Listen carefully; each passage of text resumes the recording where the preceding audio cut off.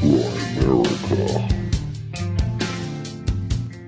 But if you're using concentric rings on a practical daily basis, say you're a bird watcher or a hunter or a search and rescue person, those concentric rings just on a physical level give you all the information you need.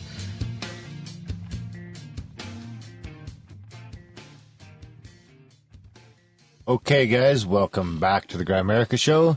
We are going to be chatting with Carl Joseph DeMarco a little bit later about his book, China Weird, and all sorts of fun Chinese facts. Yeah, it's a fun one. But first, as always, the co-host, Graham. See you next Tuesday, Dunlop. How's it going, buddy? Good, how you doing? Not liking how my mic sounds for some reason. It should be okay.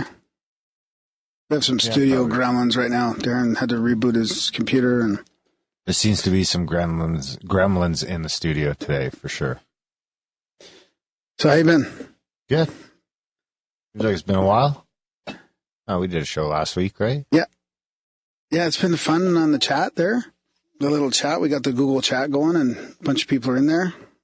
Just like a perpetual perpetual little chat. That took off quick, actually, a lot quicker than I expected it to. Yeah, that's good. So hi to everybody in the chat. Not the chat while we're talking here, but the perpetual chat. Yeah, I did make the link, too, over at grimerica.ca/hangout. So you guys can just pop into there if you want to join the conversation. I think there's 70 or 80 people in there already. So they can get there from the website, think?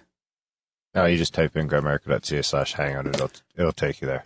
But you can't go to CA and then find it there, right? No, you've got to type that So you have to, that's a weird one. So you have to just use or you can go into the show notes and click on the link in the show notes, right? I don't know. Did you put the link in? Last time I did, and this time I will, yep. Okay. Yeah. I'll put it in the doobie-doobie-doo list at the bottom. Eventually we'll put a link from the website too, I'm sure. Yeah. Just not right now. Yeah, we got lots of good feedback from the last episode on the timing of talking about weather modification and and was it Harold who's threatening me? A couple people are. To delete the back catalog. Oh, Harold. I have a copy of it too. So I want to read some of those emails today for sure. Sure. Is that where you want to start? You want to start right there? Do you want to? Is there anything else to do first? No, I think we talked about the chat. I mean, I don't think there's anything else we need to talk about that, is there? I don't know. Have you been up to anything interesting as of late? No, not really. No, just working on Grimerica and the show and work and all the rest, you know. None of your biohacking stuff or anything like that? Yeah, you haven't been doing any of that sort of stuff? Well, just the regular stuff. What's your favorite thing?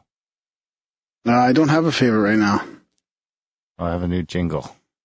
Oh, you listened to it already? I did, yeah. It's pretty good, actually. Yeah. It looks pretty good. I like it. Yeah, thanks, Felix, for the jingle. But no, maybe we'll save that for another time when I try something new. I'm playing it. But you better come up with something to tell us. Butter in your coffee?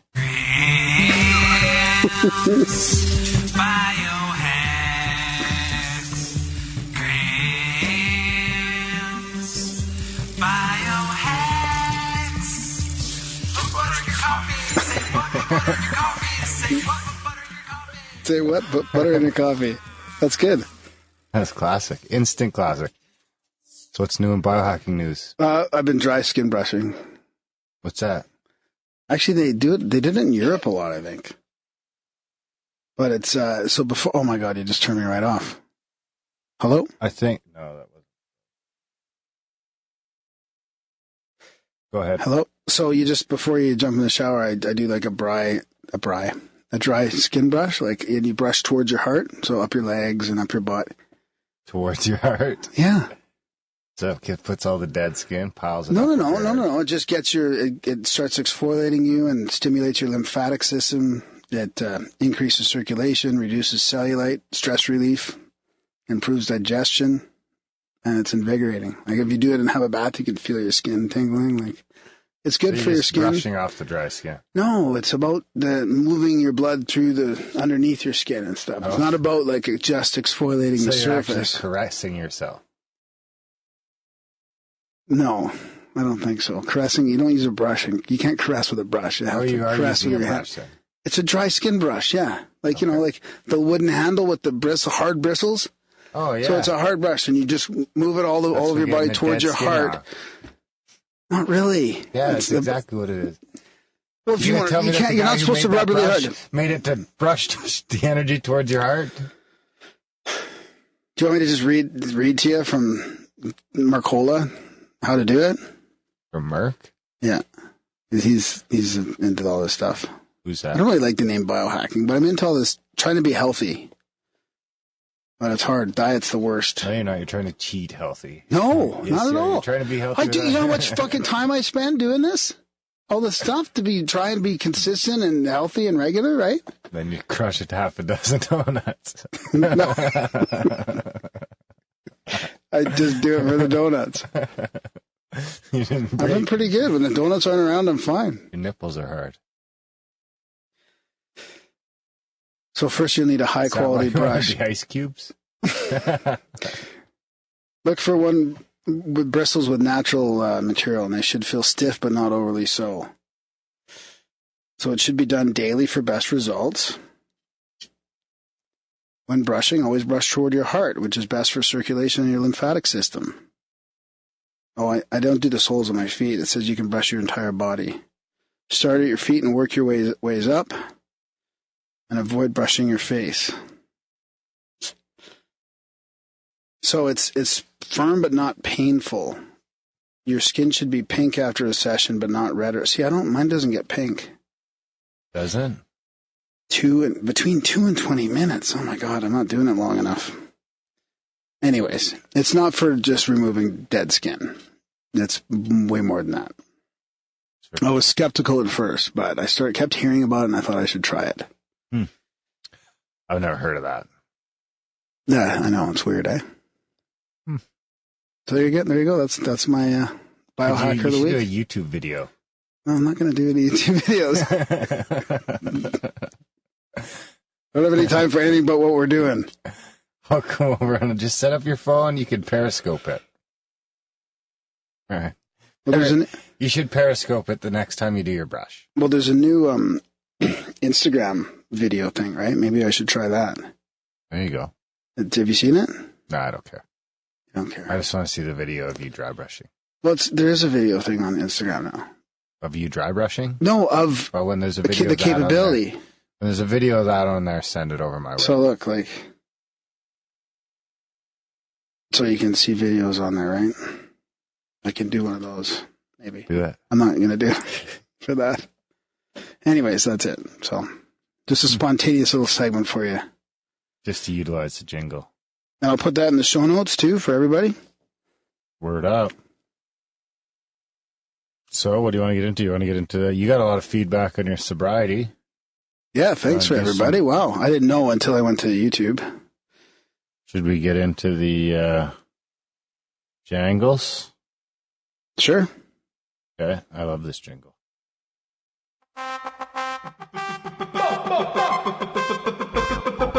Bingo, bango, social media jingle.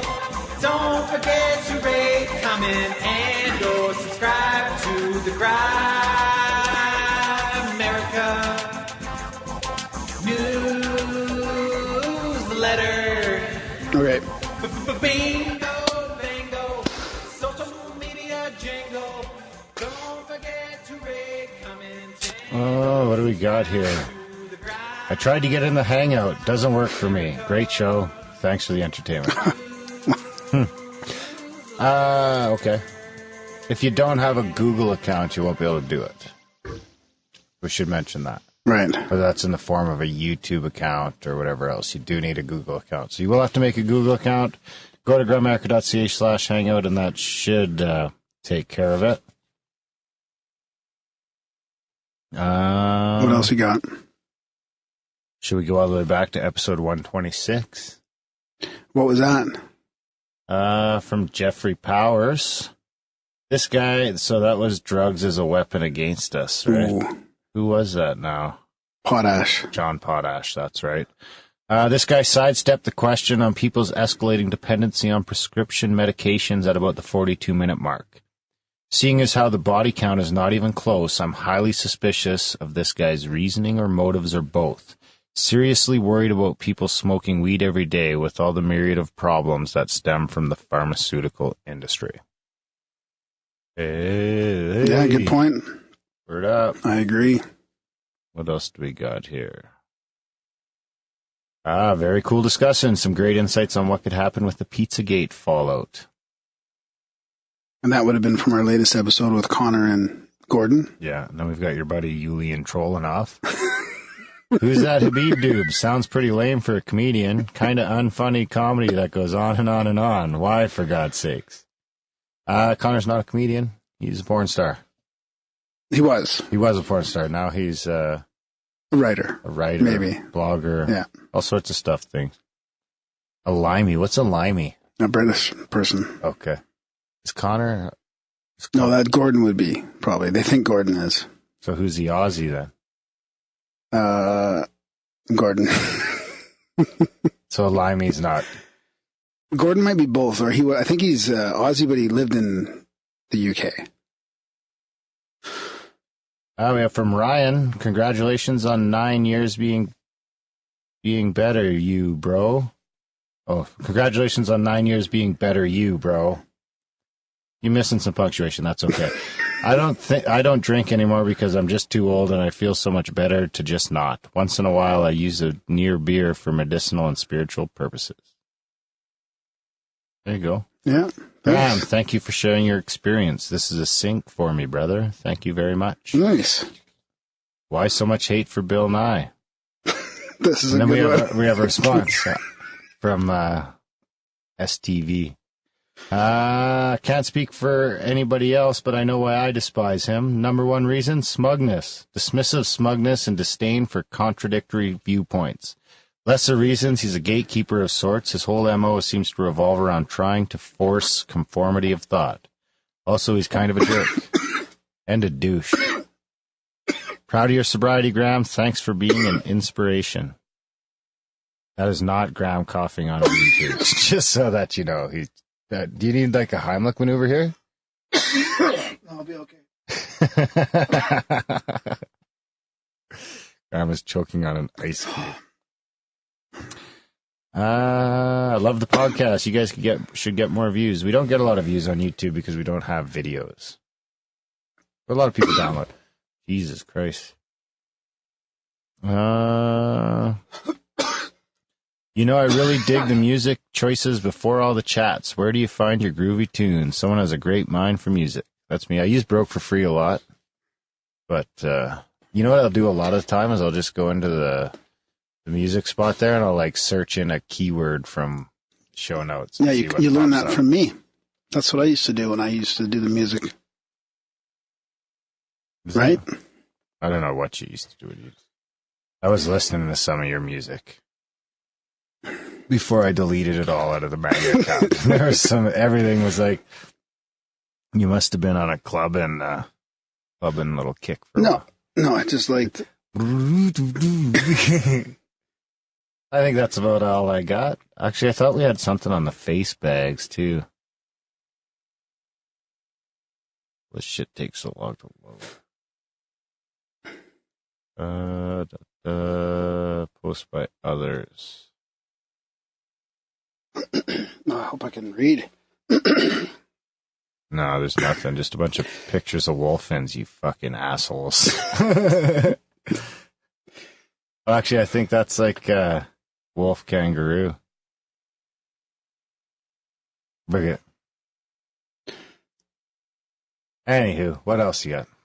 That's it, man. Let's do the response to the weather modification segment. What's the response? Oh, I had a bunch of people forward me, which is interesting timing. So this must have come out, and then shortly after or shortly before, theguardian.com came out with a article. Excuse me. U.S. science. We're doing this. We're doing this. What do you mean? Graham is a believer in chemtrails. Can you just play the Kate Bush one next time for me? I'm ready to take the picture of your face when I play that jingle. Yeah, okay, I'll play on the Kate Bush jingle. Okay, so I'll just I'll read some of the emails here. This is from Deneen. Death dumps, Tem dumps. otherwise known as chemical trails, being dropped and sprayed throughout the United States. Thanks. That tune gives me inspiration. Ireland, Northern Europe. So this is from Deneen. So I think Darren will have to stop being skeptical about this now. Now, I also think everybody has a perception of you being skeptical. I mean, it's not the type of well, you are a little skeptical. You're more skeptical than me about really what's going on, but you do believe that weather modification is happening, right? What? Yes, I do believe that weather modification is happening. I just don't care.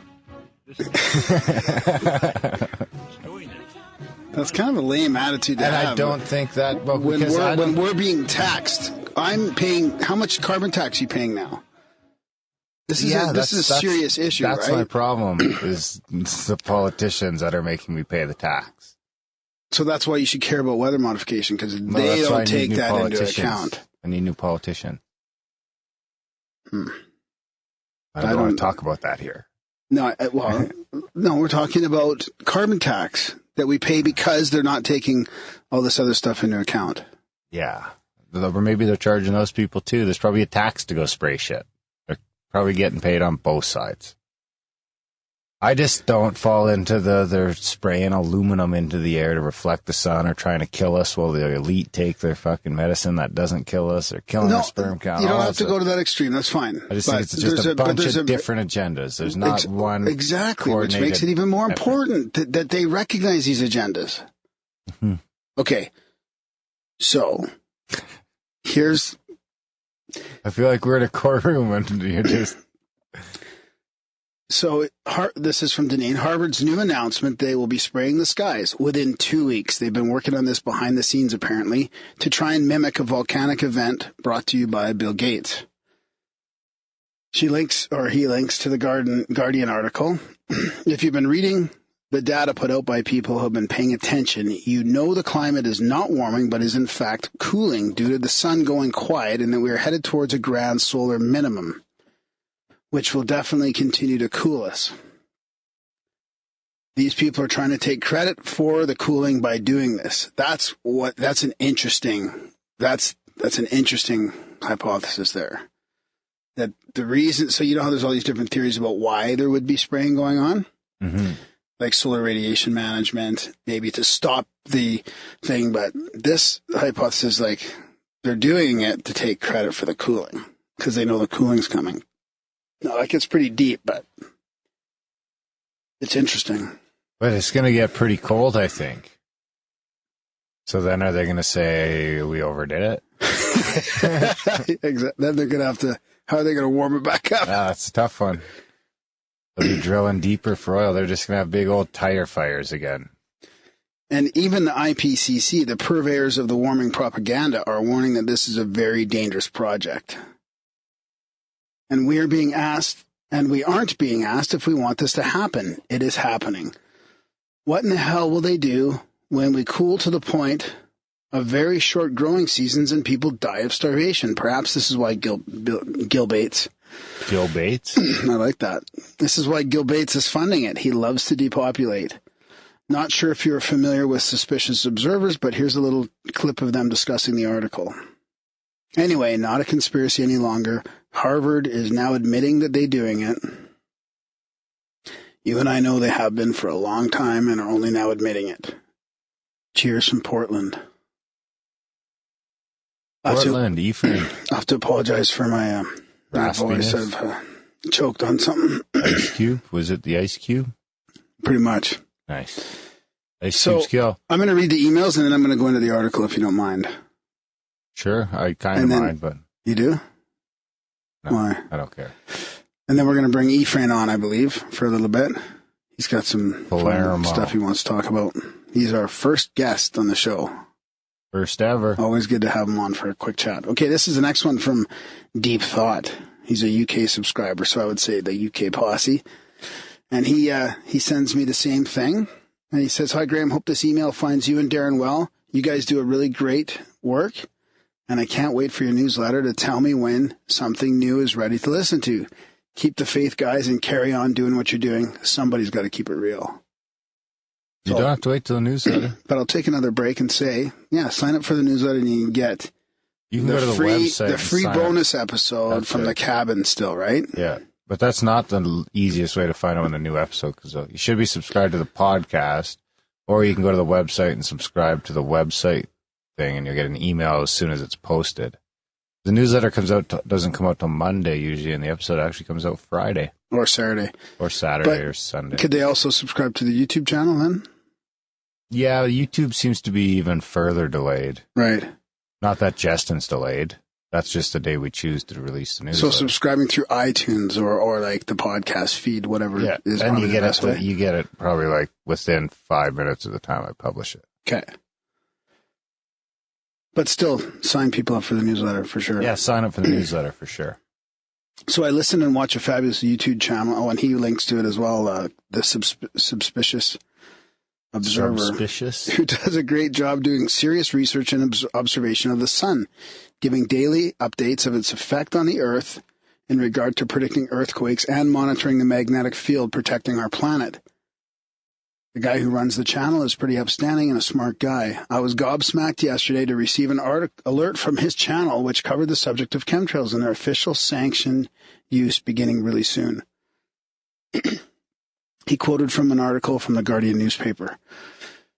The article, although easy to find, so he's saying the article from the Guardian website, although easy to find, just search for aerosol injection, their new official name for chemtrails, has problems trying to save the link without sharing, so they can track who is interested, I presume.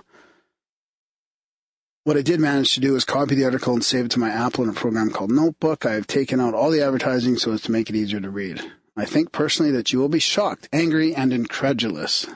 But you will also feel justified over keeping the chemtrail issue going the way you have, for which I, for one, am grateful for. The full article with no omissions or additions is below. Be strong, brother, and don't give up on the truth.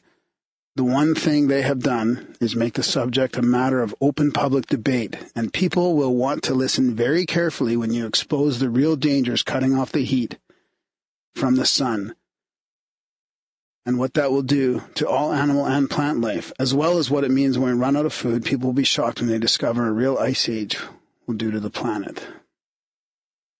So we had Ben Davidson from Suspicious Observers on quite a while ago. I think it was back to, actually, you know what, Darren? It was before we started numbering the episodes.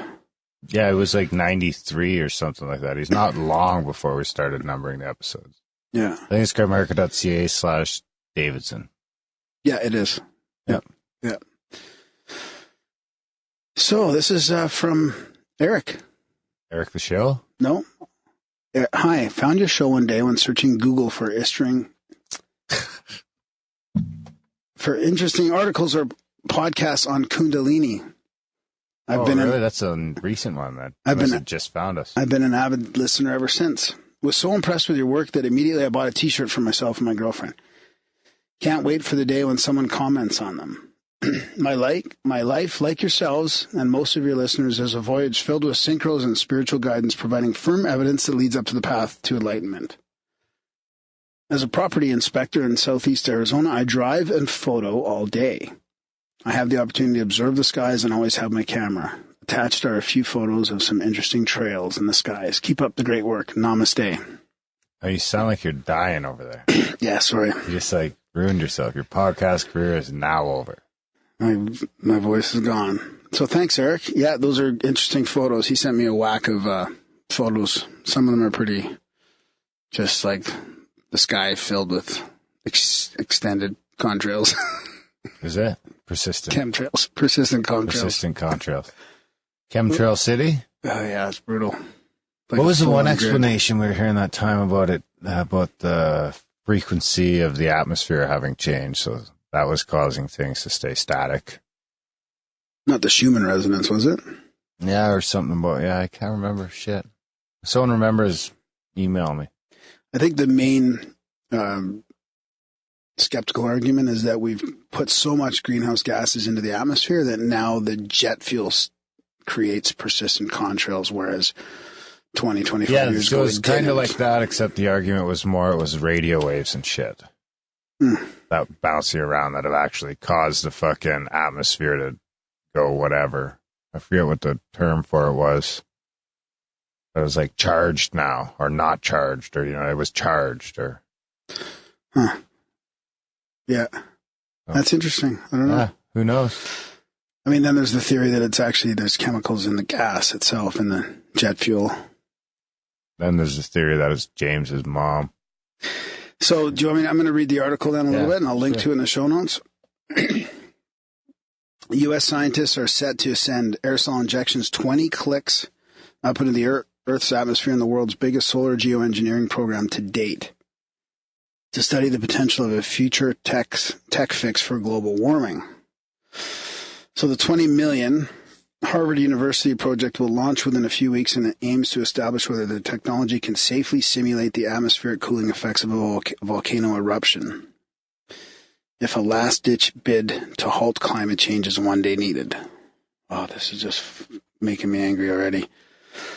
Scientists hope to complete 2 small-scale dispersals of first water, then calcium carbonate particles by 2022. Future tests can involve seeding the sky with aluminum oxide or even diamonds. Diamonds? How can we collect these diamonds? There'll be nano diamonds, I'm sure. Ooh, those aren't good to get in your lungs. No, exactly. Well, either is all this other shit, I'm sure. What, aluminum oxide is fine? Or calcium carbonate? Probably okay. It's just Isn't calcium perfectly carbonate? healthy. What is calcium carbonate? Is that like baking soda? Actually, I think that's sodium bicarbonate. Yeah, I think you're right. So hey, this is Siri, what's calcium carbonate? I found something about calcium carbonate on Wikipedia. Do you want me to read that to you? Yes, of course I do. Calcium carbonate is a chemical compound with the formula CaCO3. It is a common substance found in rocks as the minerals calcite and aragonite, and is the main component of pearls in the shells of marine organisms, snails, and eggs. Calcium carbonate is the active ingredient in agricultural lime and is created when calcium ions in hard water react with... So Sounds healthy this to me. guy is way better than the chick. Is that sexist? No, you just changed the voice. You didn't change the operating system. I don't know. Man. He seems better. He seems better. He's more responsive. He seems to He pick pays up. attention. Yeah, and he's like, "Shall I read it to you?" She never offered to read it to me. Okay, this is not the only first study of its kind, says Gernot Wagner, the project's co-founder, but Don't it is point at me. certainly the largest and most comprehensive. I don't know if I believe that, but after reading the 1978 Senate report on this, geoengineering advocates stress that any attempt at a solar tech fix, is years away and should be viewed as a complement to, not a substitute for, aggressive emissions reduction actions. But the Harvard team, in a promotional video for the project, suggests a redirection of 1% of climate mitigation funds to geoengineering research, and argue that the planet could be covered with a solar shield for as little as $10 billion a year. A solar shield. Thanks. We need to be in the solar shield building business. Try and say that 10 times fast. It's just, okay, I'll keep going here. Some senior UN climate scientists view such developments with alarm, fearing a crash drained from proven mitigation technologies such as wind and solar energy to ones carrying the potential for unintended disasters. Kevin Trenberth, the lead author for the UN's Intergovernmental Panel on Climate Change, said that a despair at sluggish climate action and the rise of Trump were feeding the current tech trend. But solar engineering is not the answer, he said. Cutting incoming solar radiation affects the weather and the hydrological cycle. It promotes drought. It destabilizes things and could cause wars. The side effects are many, and our models are just not good enough to predict the outcomes. Natural alterations to the Earth's radiation balance can be short-lasting but terrifying. A 1991 Mount Pinatubo eruption lowered global temperatures... I like that point of yours. You could be like a commercial. By 0.5 degrees Celsius, while Mount Tambora eruption in 1815 triggered Europe's year without a summer, bringing crop failure, famine, and disease. A Met Office study in 2013 said that dispersal of fine particles in the stratosphere could precipitate a calamitous drought across North Africa. Let's see here. I'm going to keep going. So Frank Kusch, I'm not sure how to pronounce that, the Harvard Atmospheric Sciences professor leading the experiment, said that the deployment of solar geoengineering system was a terrifying prospect that he hoped would never have to be considered. At the same time, though, we should never choose ignorance over knowledge in a situation like this, he said. If you put heat into the stratosphere, it may change how much water gets transported from the troposphere to the stratosphere. And the question is, how much are you creating a domino effect with all kinds of consequences? What we can do to quantify this is to start with lab studies and try to understand the relevance properties of these aerosols. So then they're talking about doing studies and throwing like a 1 kilometer long and 100 meter wide icy plume up there to study it. They talk about Bill Gates and other foundations funding it. And the program's launch will follow a major conference involving 100 scientists, which begins in Washington, D.C. today. So they're just going to spray a bunch of water up there and let it freeze and see what happens? Hopefully it doesn't just block out too much sun and the plants stop growing? Well, it'd only be 1 kilometer long there. Are they going to do it over Bill Gates' house? Yeah, maybe. A just big shadow over his house. So solar geoengineering's journey from the fringes of climate science to the mainstream will be sealed at a prestigious Gordon Research Conference in July, featuring senior figures from the NOAA and Oxford. But critics of solar radiation management approach this as a call to redouble mitigation efforts and guard against the elevation of this questionable Plan B. So, I mean, the article's actually pretty good at, talking about some of the fears around it. But it's pretty amazing to me that they're just outwardly talking about this fix. And the video itself has a bunch of scientists on there, and they're talking like, hey, it's no problem, just where the science is there, we can fix this for $10 billion a year. Pretty scary to me. Very scary to me. Let's not do that. So I figured I'd just let them know that if they want some help with this, there's a bunch of patents they could look at. So I was just going to read some patents here. Okay, it's unbelievable. So they can just go skip all the fucking R&D and go to this patent list. And these are back from the 80s, right? Oh, atmosphere modification satellite. Patent for that. Laminar microjet atomizer and method of aerial spraying of liquids. Oh, you could probably utilize that. Method and apparatus for aerosol particle absorption spectroscopy. Who owns the patent? I don't know. This is from the mid-80s. Method and means for weather modification. Bipolar fog abatement system. Liquid propane generator for cloud seeding apparatus. Aerosol particle charge and size analyzer. Method and apparatus for modification of climate conditions. Method of producing clouds. Particulates generation and removal. Charged aerosol. I mean, this is still in the 80s, right? Method of dispersing particulate aerosol tracer. Method of suppressing formation of contrails and solution therefore. It goes on and on. I could keep going on and on. I could skip to the. Don't keep going. I could skip to the 90s. It gets kind of good in here. Show notes. The 90s is good here because it goes method of suppressing formation of contrails. Oh, I just read that. Is that a duplicate? Inspection of fuel particles with acoustics. Hey? How's that one? Where are you reading this from? This is from my notes. Millimeter wave screening cloud and method. Cloud seeding. There's another new patent for cloud seeding in the 90s. 94, method of cloud seeding. Wrap it up, Dunlop. Wrap it up, Dunlop. Okay, give me a couple more here. A couple more. I'll pick out a couple good ones.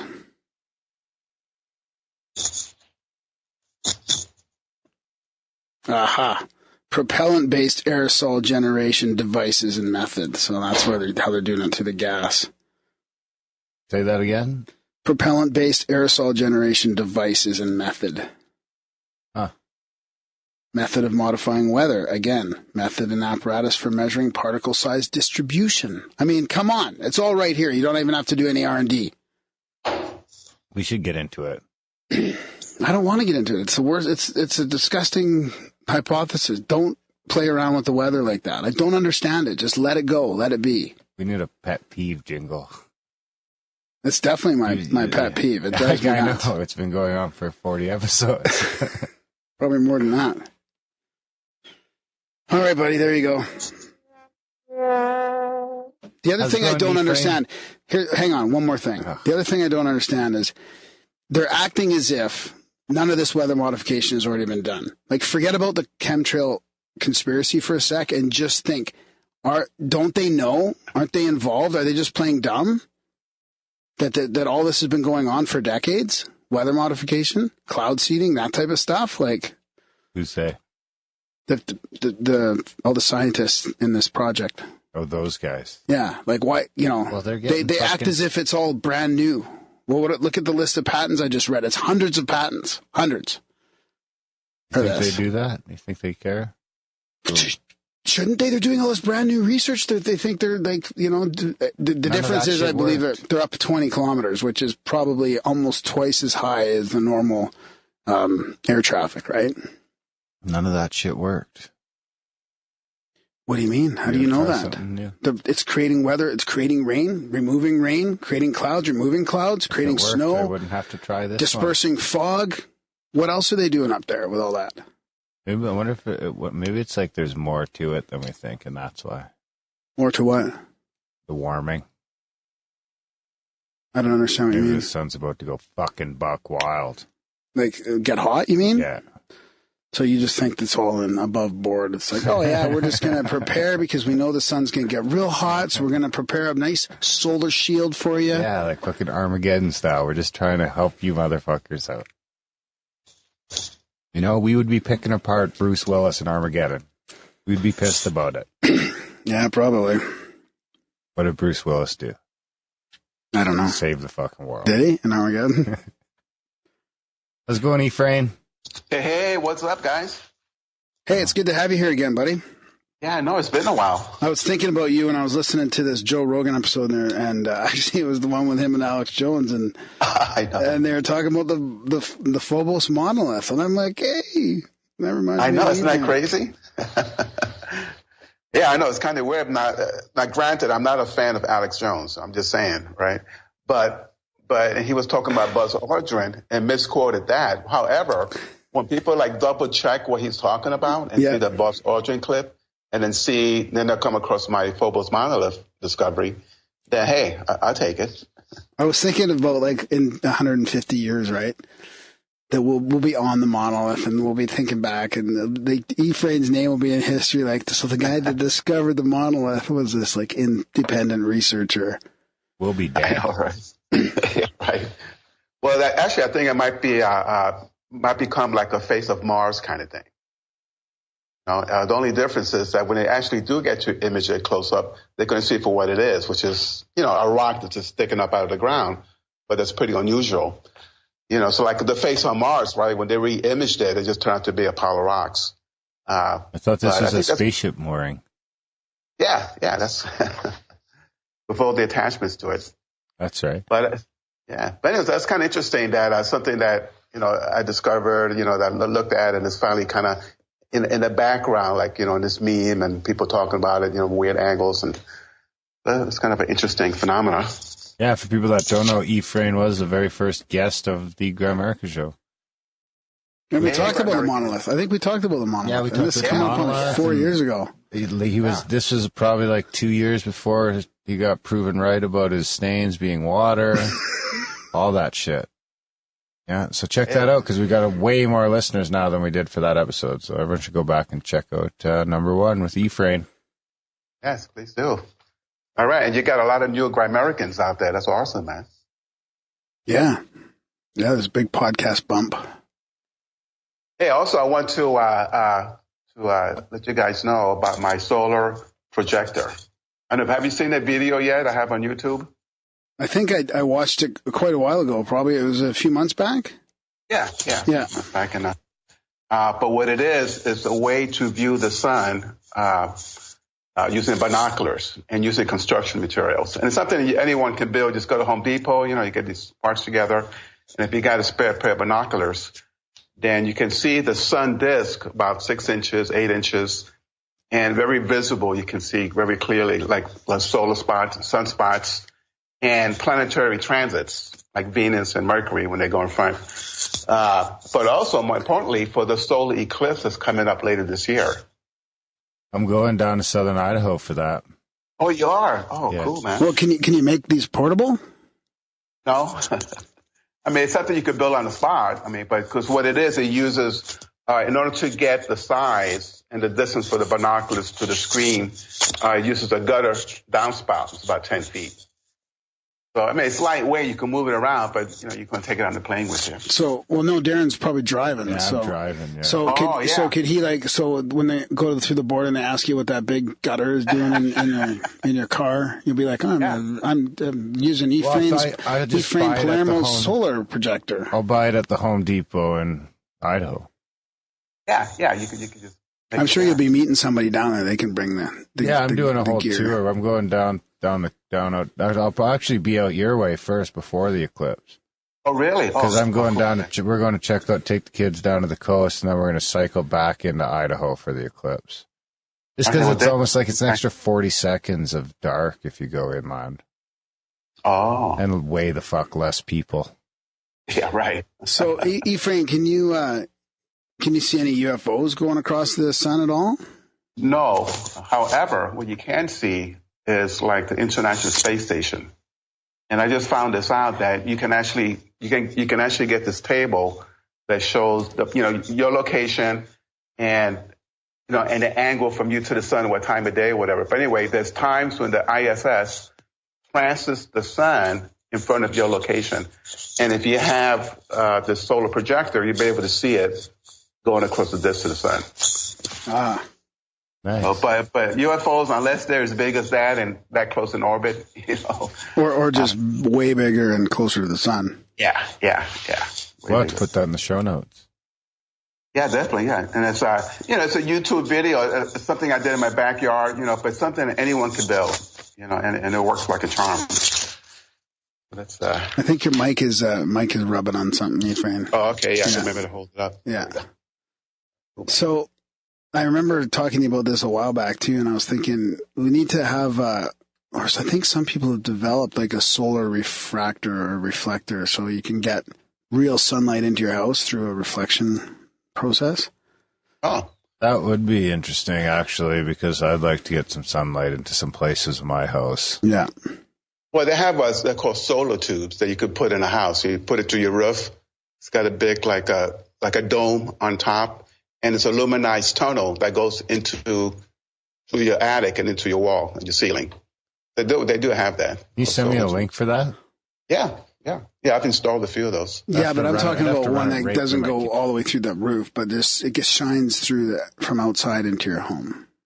Oh, well, so what would that? So if I plug that into my roof and I could like make a room in my basement like sunlit up, like a sunroom. Yeah, we'll you have a tube that's going through the house, right? So aside from that, but that's not too bad though. I could deal with that. Yeah. A hole in your roof and then having to seal it and all that. Well, it comes with flashing. It's a whole kit, And then it's really? It's not that hard to do this kind of stuff. Yeah. Okay. People do it every day. Yeah, so you're not a guy that does it every day. No. I've done roofs. And all that. All right. Okay. I'm not going to do it anyway. I'm not allowed to do that. Well, you might be able to if it increase the value. You have to hide it though. You know what I mean? Because if I'm trying to get into my basement, then you need to fucking run it through a wall someplace. Yeah, or build a box for it. Oh, you're going to your basement with it? Oh, yeah. Well, my fucking main floor is full of windows. Right. I don't need a sun refractor for my main floor. But my basement gets like no sunlight. You need it for your garden? Well, my garden gets plenty of sun. Yeah, right. A solar projector for your garden.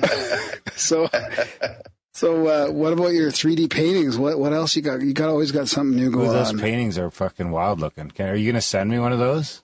Man, those things are crazy. Well, what it they're is, fucking wild. Can you do a moai?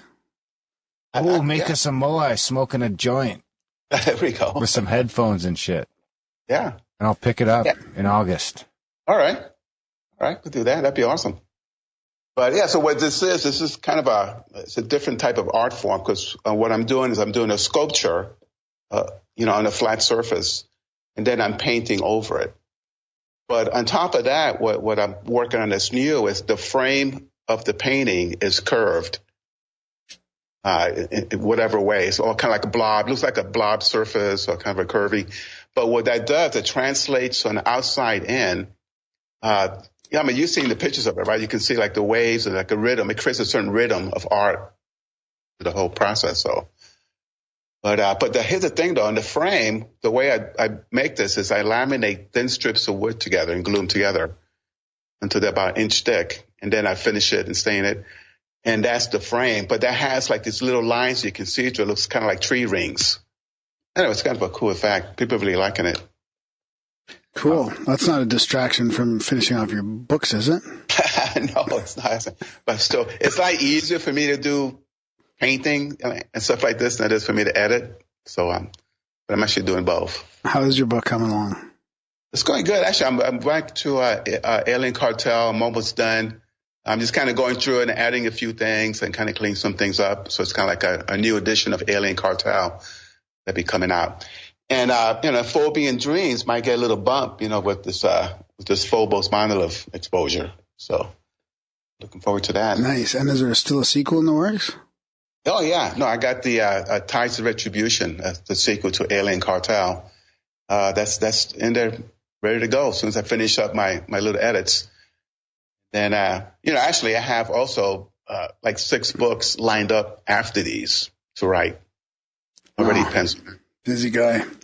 I know. So, unfortunately, I'm not making money on any of it, right? So it's kind of like it's got to be a labor of love, and then the money will come, Yeah, totally. It's totally what it is, And I think that with my art, that I want to sell them to support my habit of writing and creating art, So I'm going to have a little web page. So if you guys, I send you a link. I'm going to have a little website for my art. So anyone's interested in looking at that, it's something kind of different to check out. Absolutely. But the thing too is also, it's kind of like what this is. Like when you look at a painting, it's like your eyes look at it, right? But when you look at a sculpture, you kind of tend to want to feel it, right? It's more like a 3D. So what this is, it's a combination of the two, right? It's like a 3D painting. So it's kind of what happens. It's like your mind wants to touch it, because you're seeing all these forms and textures and dimensions to it. And then, with the bright colors, that I use, I think it creates a cool effect. That's the art part there. Nice. Yeah, I like it. Thanks, buddy. Yeah, we definitely got to get that video up so that people can make their refractors in time for the eclipse. Yeah. 6 months, 5 months.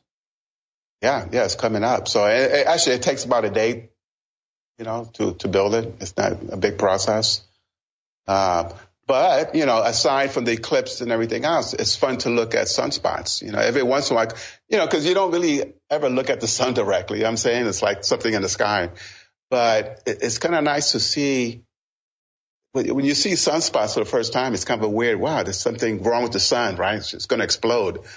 But, it's a blemish that the sun has. And it's nice to see, science and nature, close like that. Yeah. Well, and I think we're going to find out how important the sun is pretty soon here. There's a bunch of research that I think will change the way we wear sunscreen and glasses, and we protect ourselves too much from the benefits of the sun. We're indoors all day long and artificial. So I don't know. I think awareness about the sun is good. Fuck yeah. Throw it in sunscreen. You don't want to get just sunburned either. No, but there's a... I don't get sunburned, but you white folk. Yeah, I don't either. I got the Caribbean skin. Yeah. Right on. Yes. Hey, also, because on one of the podcasts you mentioned this Grimerica YouTube video, guy was talking about the ice spikes. He had a question about how you can have a control to test out this theory, right? Because essentially what this is, for listeners that don't know, I have this theory that I'm trying to prove that you can actually affect the formation of ice spikes in your freezer and how this relates to quantum mechanics. But what this is kind of almost like an ESP experiment. You know, it's like, how can you tell someone to do something without them thinking about it, right? Affecting the experiment. And so that's kind of difficult to do. So in answer to his question, the way I'm approaching this is by using the person themselves as the control. And the control you're using is your memory of the times that you used your freezer. So how perceptive you are in terms of like every time you open your freezer, you see an ice tray. And have you ever seen an ice spike? I mean, that's the criteria, right? And then if you put attention on it and you start seeing ice spikes, then there's a change there. But what that depends on is the person's memory and perception. However, if you weed out the people that, you know, that fall outside the category, the people that actually are perceptive and do remember stuff like that, that out of that number, there have been a few that have reported to me that once they put attention on creating ice spikes formation increased. Wow. So there's really no way to test it outside of that, you know. I mean, I'm sure there is, but what I'm trying to do is trying to get more people to experience this for themselves, right? And to kind of build up a consensus. Because that's how science is, right? It's really like you get enough people, you know, enough things happening, and you get, oh, wait, there's something going on here that will warrant further study. No, it'd be funner. Like the consensus on global warming? Let's everybody try and get more ice spikes all into Graham's freezer. No, I can't do it. You know what? I have a theory that the Calgary hard water will not enable ice spike creation. Oh, really? Huh. So it's too hard. Water. So we have to use bottled water. Do that. And I have mini ice cube trays. Forest of ice and I think you need there. big trays. I have small trays. Right. Well, but here's the thing as part of the experiment is that use the same type of water, whatever you're using in your freezer, right? Because if you add things to it, then you might be creating the conditions for ice spike formations. But it doesn't mean that you actually influenced it, right? If you get better water, you get bigger ice trays, right? All you're doing is making it more probable that you will get ice trays normally.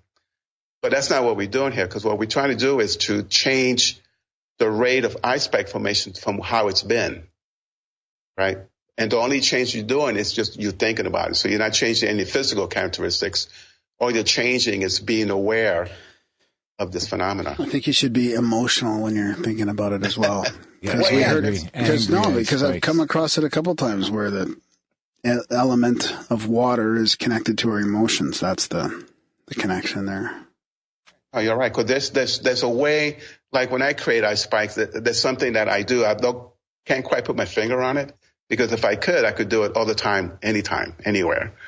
But there is a certain feeling or something, like you're saying, some emotional thing, or there's certain connection. And basically what you're doing, you're becoming aware of something at the quantum level. And at that level, your awareness can actually affect change in matter, or submatter in this case. So anyway, it's an interesting experiment, and it's still going on. Right on. Yeah. Right on. Well, I guess that's about it, eh? Yeah, we should wrap it up. We're almost at an hour. Yeah, it's a long and rambly intro. But thanks for coming on, Yeren. And check out episode number 1. You're welcome to again. Send us over the DIY solar tube and all that other stuff, and Darren can start practicing for his little eclipse trip. The links back then were pretty crazy, so I don't know. It might be like Grimerica.ca / Grimerica-talks-2-Yeren-Palermo. No. But if you just go to the website and type in like Mars, it'll come up. Search Mars. Yeah. Or you go to my website or Graham will link to it in the show project.com. notes. Yeah, just link to it. And if you go to YouTube and just do a YouTube search for solar projector, Yeren Palermo, it pops right up too. Yeah, we'll post that in the show notes as well. All right, awesome, man. Hey, nice talking to you guys. I'll tweet it and all that shit too. Yeah. Thanks for coming back on, Yeren. I got it right here. It's actually it's Grimerica.ca/Grimerica-and-Ephraim-Palermo. Oh, wow. I never would have guessed that. Wow. And I'll put it in the show notes. Okay, well, big thanks to Ephraim. Big thanks to you. Oh, we didn't even say to support the show. So go to grimerica.ca/support and support the show because we need your support. Big thanks to those of you who do support us. We don't have commercials. We don't have ads. You know, we're trying to keep no paywalls. Keep all that shit and just keep it free and do everything on a value for value system. So if you guys feel like you receive some value from the show here and there, then go to grimerica.ca/support, and there's a bunch of different options there. You can sign up from $1 a month to $30 a month, and we've got people at every level, everywhere in between. We've got people that are upgrading sometimes. So yeah, you know, if you start out, you can go right now, start at $1 a month. That's like 25 cents an episode, and you know what? If you can down the road, you bump up to $2 or $3 or whatever you can afford. You know, if everyone gave us $1 a month, we'd be laughing, and we'd be able to cover everything, and we'd be able to, you know, maybe do some expanding and things like that. Just that if all the listeners could commit to $1, but clearly that's not a reality. So we need the 1 to 2% of you to pick up the slack, and big thanks to those who do. So check it out. If you can't support monetarily, you can spam gram your stories, your synchros, trip reports. What else? All that shit. Yeah. All that fun stuff. Feedback and rate reviews. Your synchros. Reviews. Review the show. Oh, yeah, we haven't got a review in a long time. Yeah. So check out grimerica.ca/iTunes and review the show wherever you can. And most important of all, share the show wherever you can, because you guys are the marketing team. You guys are the marketing team, the production team, and you finance it. Yeah. So, thanks, guys. Enjoy the chat.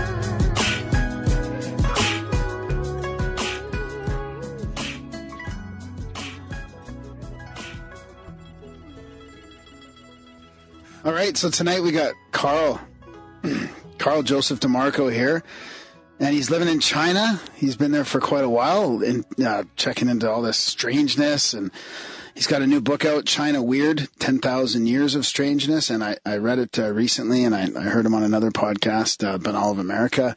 It's really fascinating stuff. He gets into all the, the strange creatures and even the spiritual stuff and shamanism.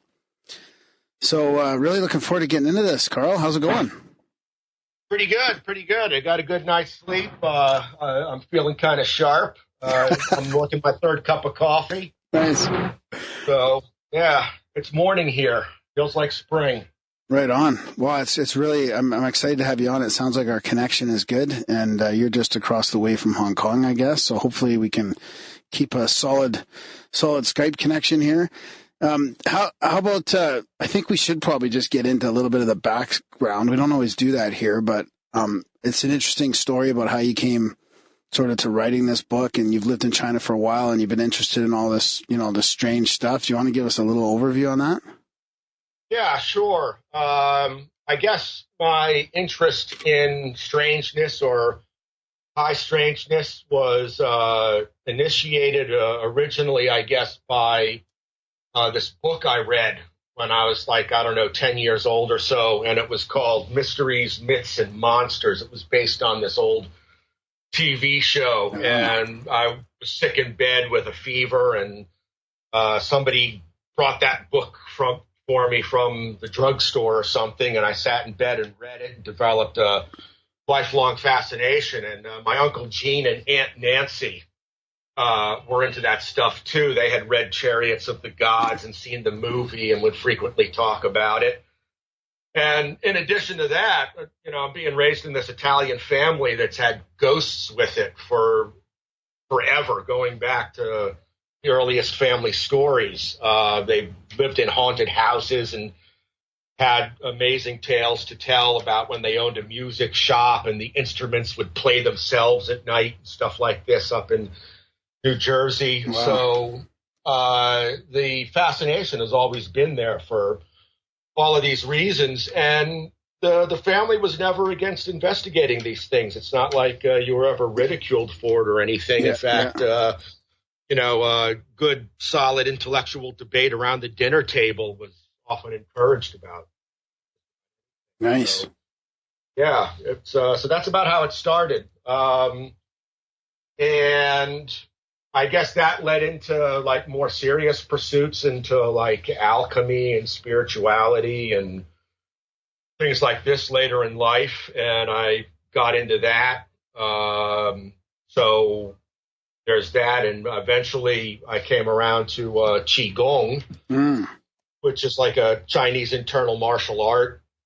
And there's a very deep internal practice associated with that called Neidan, which kind of means internal development. Right. And you use a lot of energy and stuff, And my teacher ran this, Michael Wynn, fantastic Qigong teacher, if anybody's interested in getting into that. And he ran a study and practice trip to China in 2002, and I jumped on board of that. A friend of mine and my mom also came along and just had this marvelous adventure around China, lived up in caves on Huashan and stuff. It was pretty cool. And China turned out to be a very different place than I was expecting.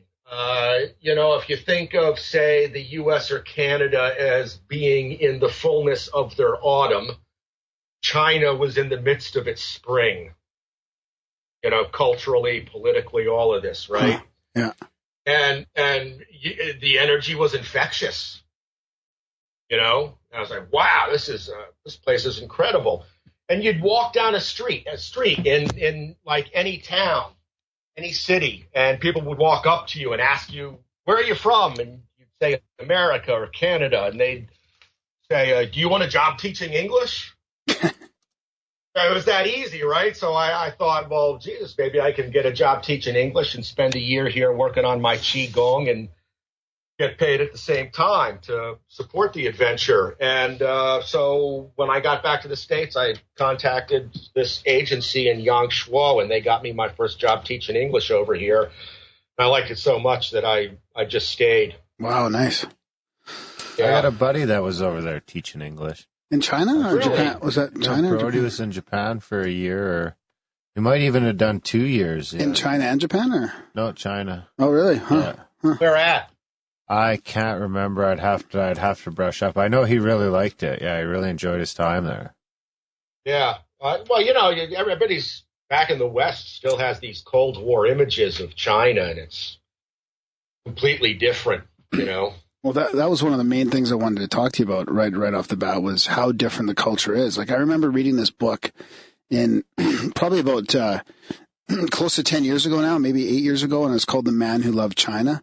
Written, I don't know if you ever heard of the book. It was by a author named Simon Winchester, and he was talking about this scientist guy in the early 1900s who basically brought China to the West, and it was about Joseph Needham, who basically made China, forming the West's understanding of it, right? And it kind of always made me think of China in a different way, like that there's way more culture and really old culture still there.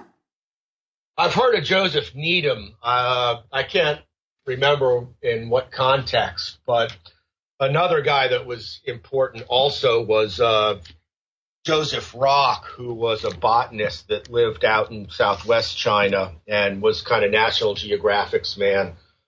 And I always thought, though, that the person who really opened up Chinese culture at least for people in U.S. and Canada, was Bruce Lee. Yeah. Of course, yeah. You know, because before him, it was really more of a scholarly pursuit, or for people who just had cultural interests. But Bruce Lee really popularized the whole idea of things Chinese, you know. So that's my thinking anyway. But your book sounds interesting. I should, you know, try to figure out where I know Joseph Needham from, because that is a big name. Yeah, well, you got me back in thinking about Qigong as well. I used to do classes in Qigong a little bit, and it was great.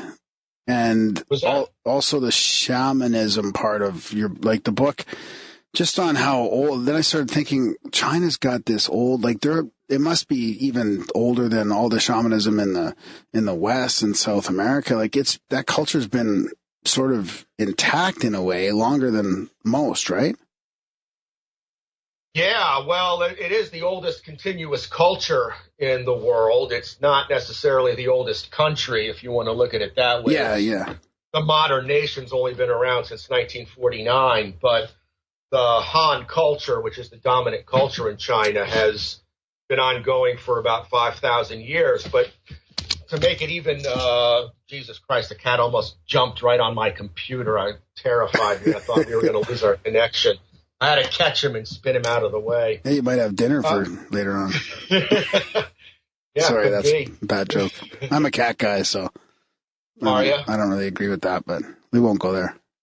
Yeah, there's some things I won't eat here, but and that's saying something if you knew more about me. But anyway, there are actually some paleoanthropologists here who aver that the Chinese people actually descend from Beijing man, which is Homo erectus, that it's a different branch of humanity than the Homo sapiens that evolved in Africa and Europe.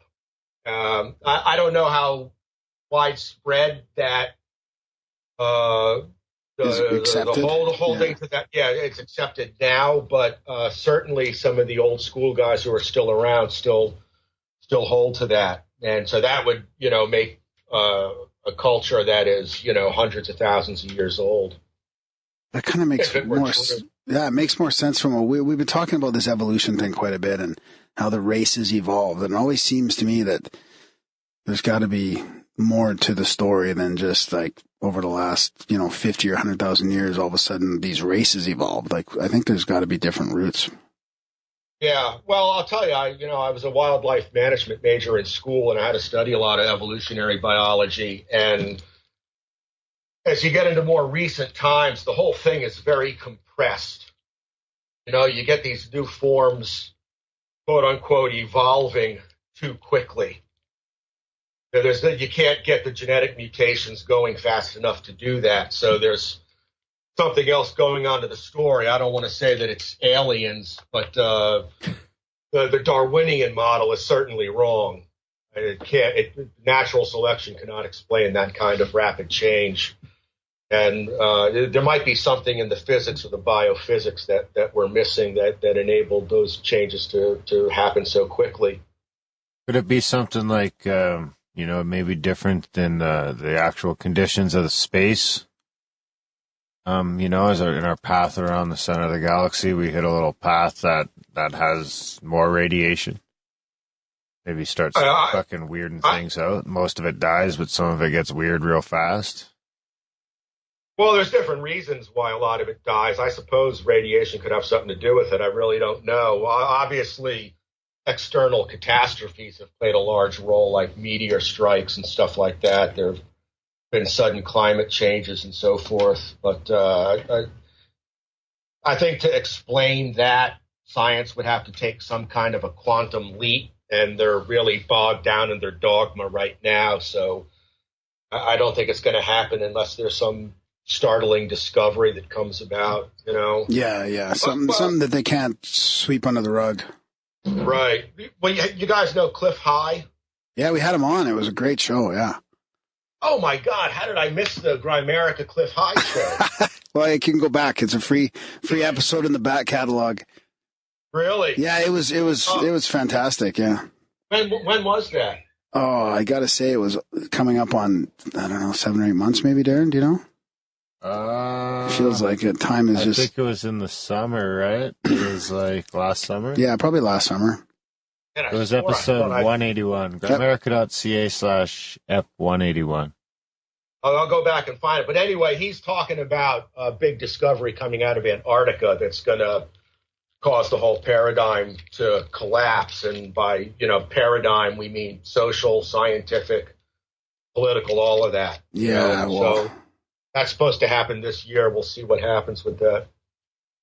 Yeah, that's very interesting, especially with all the conspiracies around Antarctica right now as well. Yeah. Yeah. So yeah, the Qigong, I was wondering, do you think it's the same? Because I don't think I realized Qigong was coming from China when I was taking the classes and all that. Or is it even coming from China?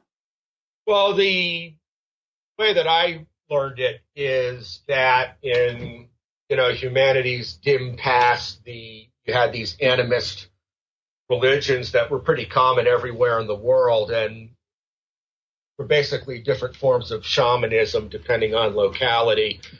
And as you know, shamans communicate with nature spirits. Yeah. Right? And that's how they get their information or find out how to cure this or cure that, or when to plant and harvest and all of this, or where to go gather. And so these early shamans in Asia, China didn't exist yet, but the area we now know today as China, developed these animal forms of movement to facilitate that.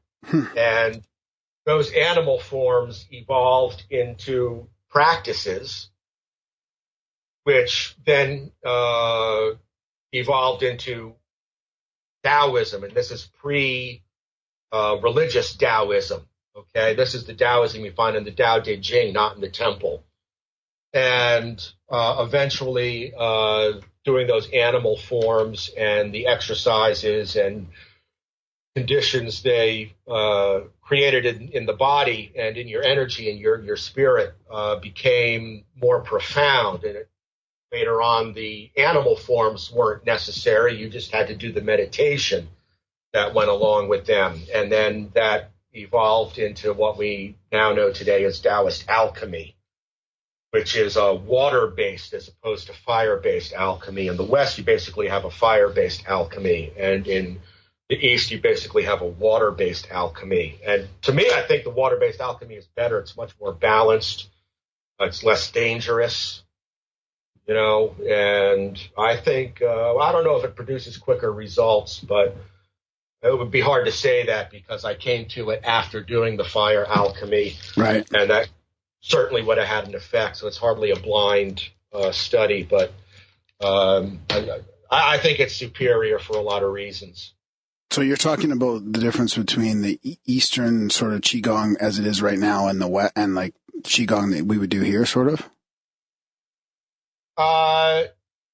Well, this is Qigong is the same, but I'll add this remark.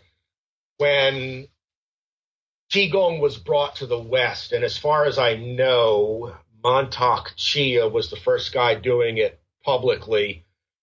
The native Qi of Westerners, meaning people of European descent, is much more yang than Easterners. And so the Qigong had to be modified to work with the yang energy. Here in China and a lot of Asia, you find people are much more yin. They're more quiet. They're gentler. It's a different overall energy. Yeah. Okay. Yeah. Energy. Yeah. Let's go with that. Yeah. So I think you probably learned a genuinely lineaged Chinese Qigong that was modified to compensate for the extra yang in Westerners. Okay. In fact, I think, they're so tied to tradition here that now that it needs to be modified, nobody wants to do it. Yeah. You have to do it the same way that it's been done for 5,000 years. Yeah.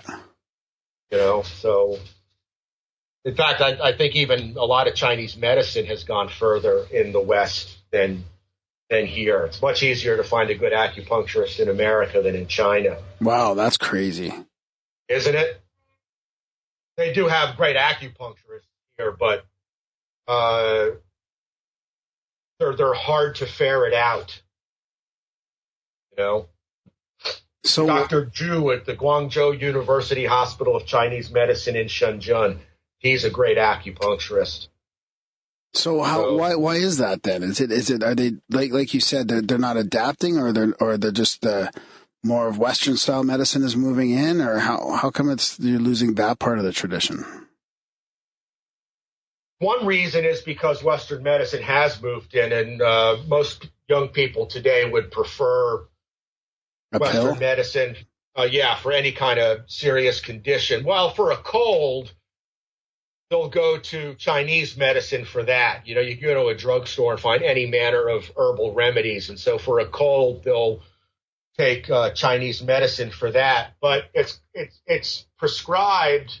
I don't mean you need a prescription to take it, but its use and application is kind of like Western medicine now, where, I have a runny nose, I have to go to the drugstore and get some pseudoephedrine or something, right? Yeah. And here they say, I have a cold, I have to go to the drugstore and get some mahua. So it's not like Chinese medicine should really work, where a doctor looks at you, takes your pulses, and then gives you exactly what you need. They just kind of broadcast these treatments, and it's really not supposed to work that way. And the same with acupuncture. If you go in with a sore neck, they're just going to go in and put needles in your neck, whereas a really good acupuncturist will take your pulses and look at your tongue and your eyes and all of this, and then maybe he'll put needles in your foot instead of your neck, because that's where the problem really is. Yeah, it's a holistic approach, yeah. Right, and this guy, Dr. Zhu, that I met here, is that kind of old-style practitioner where, he'll give you the full treatment and diagnosis, like the acupuncturists you find in North America nowadays. But it took me a long time to find that guy. And also most of the Chinese medicine practitioners are tied to the traditions that go back thousands of years, and it has to be done that way. And it's the same thing with the martial arts and the Qigong. So there's very little innovation in terms of Chinese medicine or martial arts coming out of China now. All the innovation coming out of martial arts and alternative healing really are coming out of the West. And Chinese doctors, people trained in Chinese medicine, not Western medicine, prefer to go to the West, where they can innovate and develop new treatment methods. Wow. Yeah, I never thought about that. So it's kind of a brain drain, like where engineers and mathematicians are leaving Europe and America to come here to work. The alternative health people and martial artists are leaving here to go to America and Europe to work. Like you give us yours and, show me yours and I'll show you mine kind of thing, Yeah, which is strange, because we're really not that accepting here as well. I mean, it's kind of opening up a little bit. Like, acupuncture and massage are now covered by our insurance here in Alberta anyways, or in Canada. And I think naturopathy as well, which would include homeopathy. I think some $500 a year is covered by most people here as well. But I mean, in general, in the States especially, I think in Canada, like, this stuff is not accepted. Like, all this, alternative medicine is still not really accepted. And it's funny how yet there's still freedom for people to practice. That's weird. Yeah, well, that should really be modified, I guess. It's not accepted by the medical community, but the people, I think, widely accepted. Yeah. That's the sort of the paradox I was trying to mention, yeah. Right, yeah. So I find that to be pretty interesting. So when I travel home and go to my acupuncturist, I got to pay out of pocket for that, but it's worth it. Yeah. So what about more of your Qigong practice yourself? I mean, you started out in 2002 doing that, and then you had some pretty crazy experiences throughout your energy work journey, right? Well, I think the Qigong I started in 2000, and I don't remember exactly how I came into it or what decided. Oh, I know now. My cousin, who was probably mentioned, I think, on the dedication page, he and I both got into alchemy about the same time in life and would share our thoughts about it. We were living in different parts of the country, so whenever we got together, we would communicate about it. And he had picked up this book on Taoist alchemy. And I took a look at it, and it was really interesting. And at the time, I was living in Tennessee, and there was a guy in Asheville, North Carolina, not far from where I was at, that was teaching it. He's one of the best teachers in the States, if not the Western world. And right after the first class, I thought, man, this stuff works great.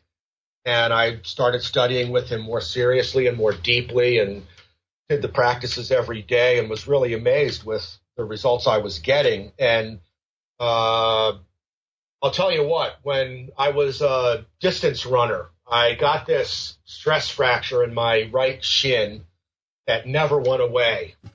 And I would take off for 6-8 weeks. Everything would be fine. I would gradually, start training under very careful regimens. And it would always come back. I could not get rid of it.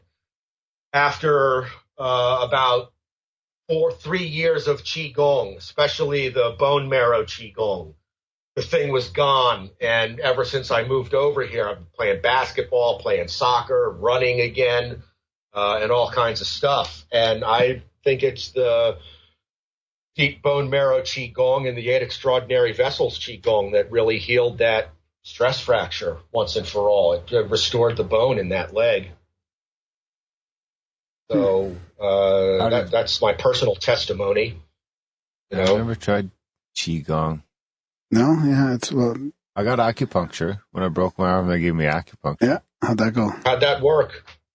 It was okay. It was like my tendons were too tight. They're using it to try and loosen it up, I think. There's a lot of seemed okay. tendon stuff, there's a lot of tendon stuff in Chinese exercise and medicine. I'll tell you about it. I broke my hand one time, and this was back when I was first started using an acupuncturist. It's a really stupid accident. I was running along the road, and the sidewalk had sunk.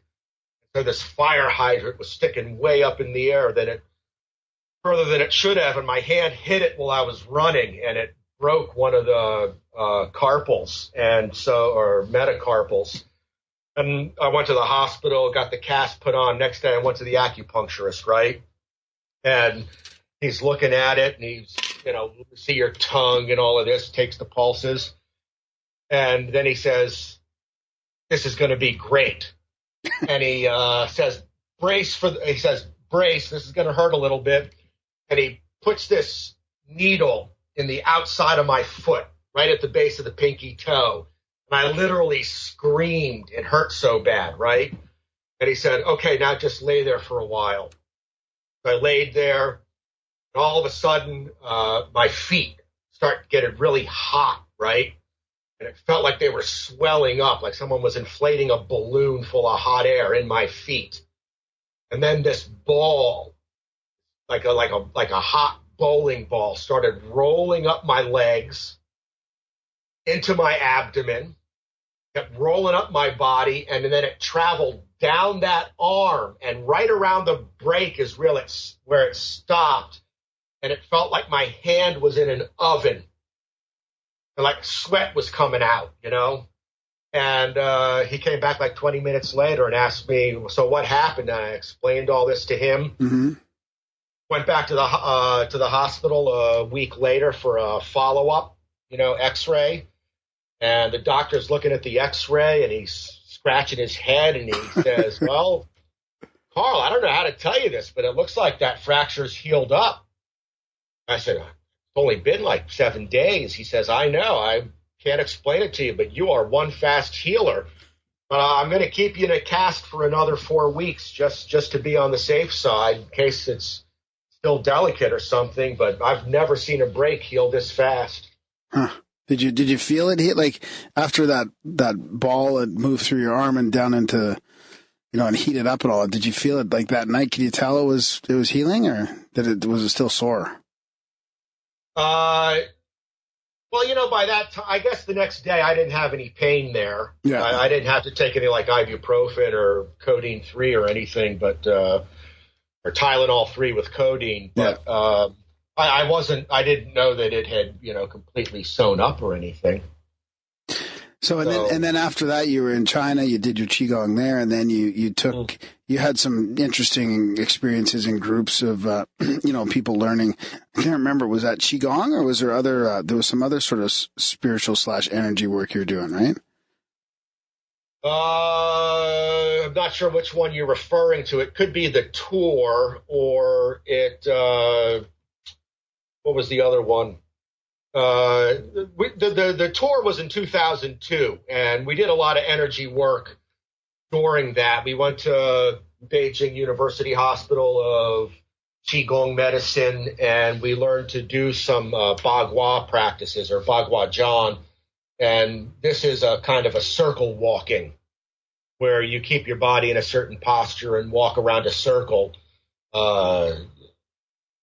thousands and thousands of times, I guess is the best way to describe it.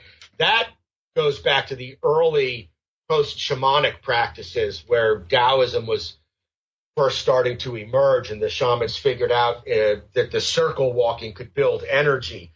And in fact, you can see that even today in still primitive cultures. A lot of their rituals and a lot of their medicine man or shamanic practices are done in circles, right? And these ancient Chinese just took it further and developed the animal forms and the Bagua Zhan practices. Bagua Zhan eventually evolved into a martial art as well. It's very, very powerful. So we spent 3 or 4 days in Beijing learning the circle walking with this guy who had amazing amounts of energy. And then we went into these hand-hewn caves, just carved out of the granite on Huashan, which is called Mount Hua or Hua Mountain. And we would go into these caves and meditate, and we got a lot of very powerful energy work done up there also. But the most interesting thing about that trip for me was not so much the energy work we were doing, but we met the Chinese god of immortality. Like, physically?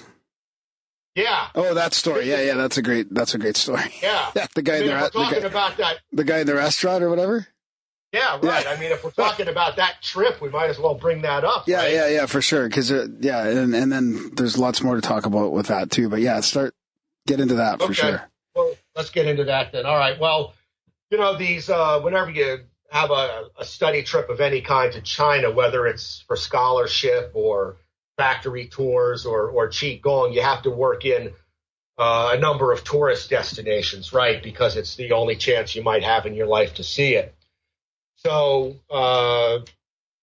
we were going to Chengdu, and Chengdu was a stop-off basically for Qingchengshan, which is Qingcheng Mountain, and we were going to do some more Qigong up there. But on our arrival in Chengdu, we checked into this hotel. I think it was the Tibet Hotel, and then it was lunchtime, and they had arranged this vegetarian lunch at the vegetarian restaurant in Wondu Temple. And Wondu or Wonju, after all this time, I still have trouble with Chinese because so many of the words are the same. Anyway, I think it's Wondu Temple, and it's a Buddhist temple, which is unusual because around Chengdu, most of the stuff is Taoist, right? But we went into this Wonju temple, and I'm not really looking forward to a vegetarian meal, but, it's a cultural experience and all of this, and you want to try new things. At least there's no cats and dogs in there, Yeah, you can at least count on that. So we go into the place, and it's really quite beautiful. It's got gardens and everything, and I'm with one of my best friends, Rob, and we had many glorious adventures together, and this was just another one as far as we were concerned. So we go in there, we're looking around, the rest of the tour rushes forward to get to the restaurant. Everybody's starving, but we just when we go into a new place, he and I, we always like to kind of just scope it out, You want to have a sense of your surroundings wherever you are, get a feel for the place. So we tarried outside a little bit.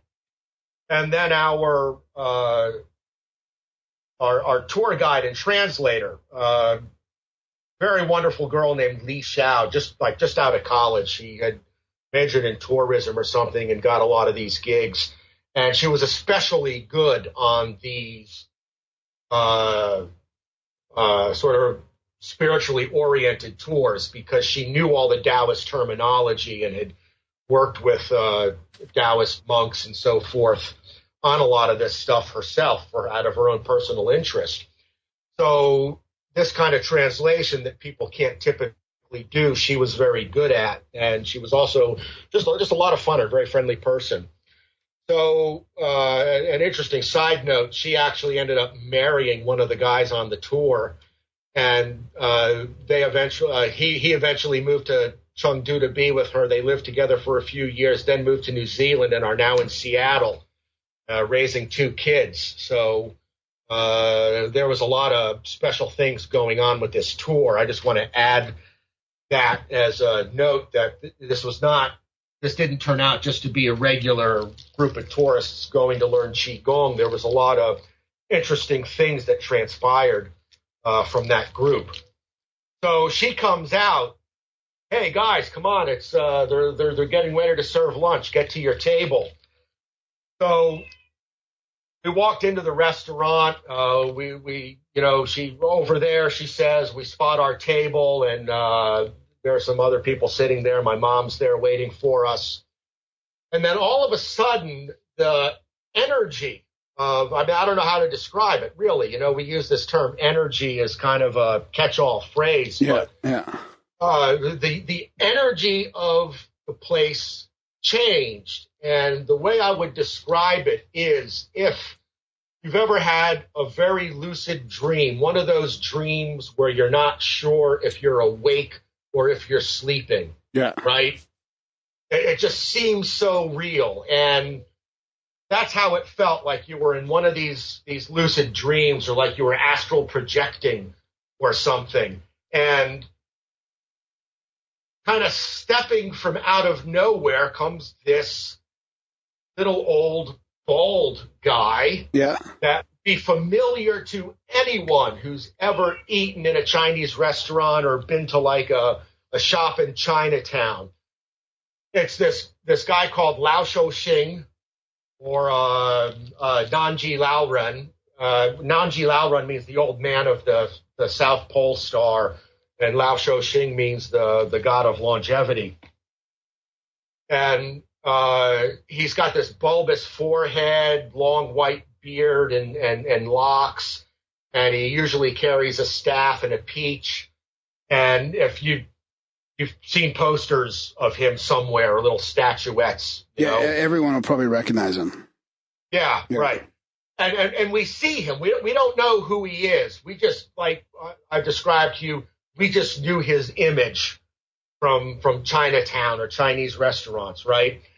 And when we see him like stepping into the restaurant from out of nowhere, and the whole place changes. Waitresses carrying trays of food stop and look at him and track him. The manager of the restaurant standing at the front desk there where you pay the tab, he like puts the phone down to look at this guy. Li Xiao is staring agape at this old man. right? And he walks right up to my friend Rob and I, and we're like, who is this guy, right? And takes us over to the table and sits us down and insists on having his picture taken with us. Oh yeah, there's that picture in your book too. I was just looking for it. Yeah. Yeah. So and you've got all these pictures in your book. I just wanted to mention that before I forget as well of Okay. your generic pictures of this Lao Shuxing or however you say it, and then you've got some personal pictures in here as well. And there it is of him. Actually, wow, it really does look like the guy. Yeah. Yeah. Except he had a long, old-style tobacco pipe instead of the staff and the peach, right? He didn't take any pus from it, but he carried it around with him all the time.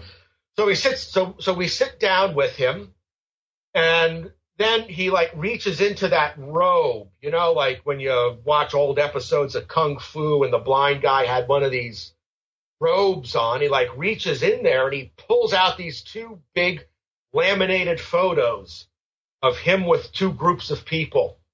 And he wants me to hold one while he holds the other while they take the picture.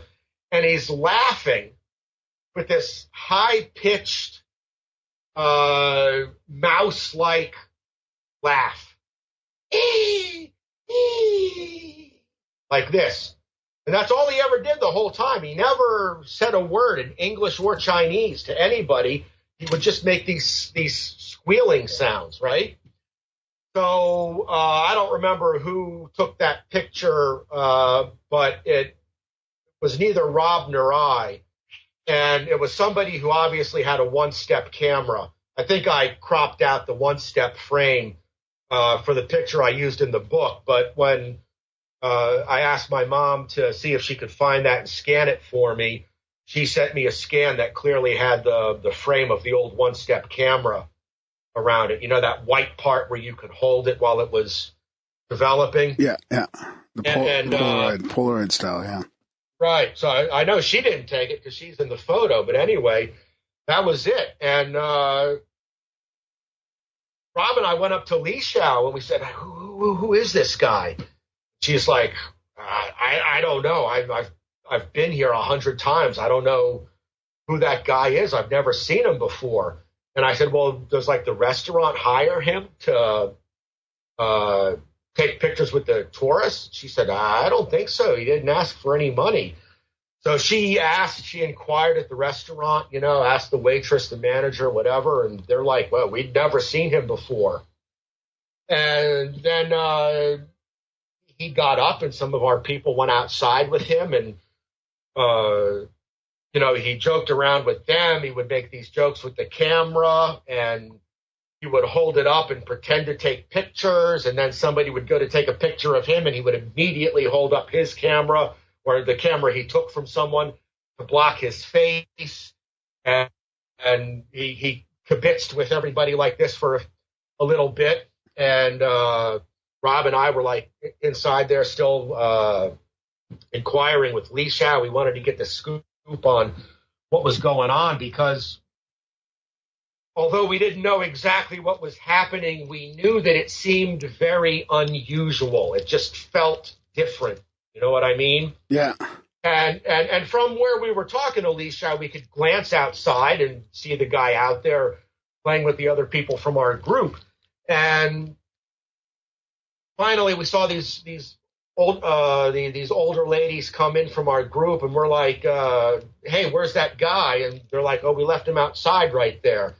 And we looked outside, and he was gone. And we stepped outside and went down the steps of the restaurant. We looked around, and this guy couldn't be seen anywhere. And there was nowhere for him to go. There was nowhere for him to walk or even run to where he could disappear in a few seconds. So I wonder what the deal was with the holding the pictures up and get it. Like, what's your sense on what he was doing, or does it not make any sense at all? I think he was. I thought about that over the years, and I've never come up with anything conclusively. But I think it was some kind of like existential or metaphysical message he was trying to give about merely sightseeing. or only being interested in pictures when something else is going on. It's just a message for you and Rob. It could be. I mean, he did spend a little bit of time with the other people, but we seemed to be his specific target when he walked out of the void, you know. And Rob and I, you know, we noticed he was gone, and we just like, well, we know what happened because we had seen people disappear before. We even had disappeared ourselves, you know, when we learned how to do that, and we figured that he just, his work was done and he disappeared. Yeah, yeah. You know? How do you disappear? Well, I can explain that practice to you if I want. I don't know if Darren will buy it. No, but that's kind of where I wanted to go next, because it was really intriguing to me the way you did explain that, like the concentric rings and the auras and all that. That was really interesting. Yeah. We'll see. Right, we'll see. Well, I don't really care what Darren thinks, but we'll see what he says. No, I mean, because you think about that, you hear all these stories about monks biolocating and all these ancient people that have really deep spiritual practices doing stuff like that. And you hear people talking about shape-shifting and shamanism and stuff like that. So maybe every culture of shamanism has this ability and they do it somewhat differently. I mean, we had this lady on before who was, do you remember that, Darren? The Black Jaguar shape-shifting and the shamanism? Yeah. I remember. That's not the one that ended up marrying the shaman, is it? It might have been. Or she started to sleep with the shaman and then moved him up to the city, and he like got in all kinds of trouble with money and women and that one. All right. Well, let me give you my angle on it anyway. Yeah, for sure. So in the mid-'90s, I guess, I was standing in this bookstore going back and forth between like the spirituality section and the nature section, because they were both interests of mine, and I wanted to know what book to read next, you know. And you know how you stand like, I don't know, 4 feet back from a bookshelf so you can scan the whole thing, right? Well, I was standing in the nature section, and I'm standing back 3 or 4 feet from the bookshelf. Like, oh, should I read that one? That looks interesting. Well, what about that? And then literally, this book flew off the shelf and landed at my feet. And there's nobody else around there. You know, no fishing line or, you know, no secret ejector tab on the shelf. This book flew off the shelf and landed at my feet. And it was The Tracker by Tom Brown Jr., right? And I thought, well, I guess that's the book. So I read the book and became fascinated with what he was doing and teaching, and ended up going to tracker school in New Jersey, and, you know, worked my way through several of the classes and finally got to this class called Scout Class. All right. And it's based on, and I don't want to say it reproduces, but it's based on what Tom learned from an Apache Scout about the secret Apache Scout societies and how they operate, and it's really a really cool high adventure experience. And so one of the things he wanted to teach was the invisibility method of the Apaches, and he had to put it into terms that we would understand. And he said it's basically what you do is you stand next to something, and you focus on your aura and the aura of the thing you're standing next to, and then you blend them together, and you'll disappear, right? And I was struggling with this practice. I knew I was failing. I couldn't do anything, and I'm watching all these other people do it. And there was a guy on my scout team, and these are, you know, teams you form as part of the experience to work together and do stuff. And he was from Germany. I think his name was Jürgen. And I saw him leaning up against this pine tree. We're in the Pine Barrens of New Jersey. And he just looked very relaxed. And he looked like a guy, you know, standing at a bus stop waiting for a bus or something, you know. And then all of a sudden I couldn't see him. And I was like, whoa, what is that? And then he kind of faded back into view. You know? And I was like, well, Jürgen, you did it, man. And he's like, really? I was successful? I'm like, dude, I couldn't see you, you know? So he couldn't even tell. He couldn't even really tell he was gone, but he could tell by your reaction that it worked. Right, exactly. And I think even Tom said something when class restarted after the exercise. He had seen it also, you know? Yeah. And so, anyway, as far as I know, that was the only guy who was able to do it successfully on that first practice. Yeah. So, anyway, I'm going through these tracker classes, and, part of the tracking that you learn involves the use of concentric rings. And this is a really easy concept to grasp, and people maybe even have experienced it themselves on a basic level. But it involves bird language. And when everything is baseline in the forest, everything is normal, there are no stalking predators, no people disturbing the environment, the birds carry on what's called baseline behavior. And when they're doing that, there's no danger and everything's fine. When a predator enters, the birds will change their behavior. They will fly up in a certain pattern, or fly away in a certain pattern, or get suddenly silent, or give alarm calls, and so on, right? So this is even natural predators as well, like? Yeah, natural predators as well. Yeah. And the reaction of the birds will tell you exactly what predator it is, or at least, if you're not very good at it, it could tell you a predator or some class of predators, yeah, right? Yeah. And because the birds, actually, they know how these different predators hunt and will respond accordingly, all right? So that then carries out from there to birds and other animals in the vicinity. So if the birds respond a certain way, and that predator is also a predator of mice or squirrels, then the mice and squirrels will respond, and as you get further and further out, the response is more and more diminished until there's an outer limit to that, right? And it's really funny the way that Tom introduces this lesson in his tracking classes, where he'll say something like, you ever see these movies where the cavalry is out looking for some Indians or some bad guys, and they'll have an Indian scout who crouches down, looks at a track, looks up and says, 4 men on horseback 2 days away. How does he know that, right? Well, he's reading concentric rings, and the people who are good at this appear to have supernatural abilities, but it's not really supernatural. It is a highly developed skill in the science of concentric rings, which has been lost in modern society, all right? But they will appear to be supernatural to anybody who's untrained or ignorant of this. So is that is a concentric ring supposed to be like an aura then, or an energy field around living beings, or?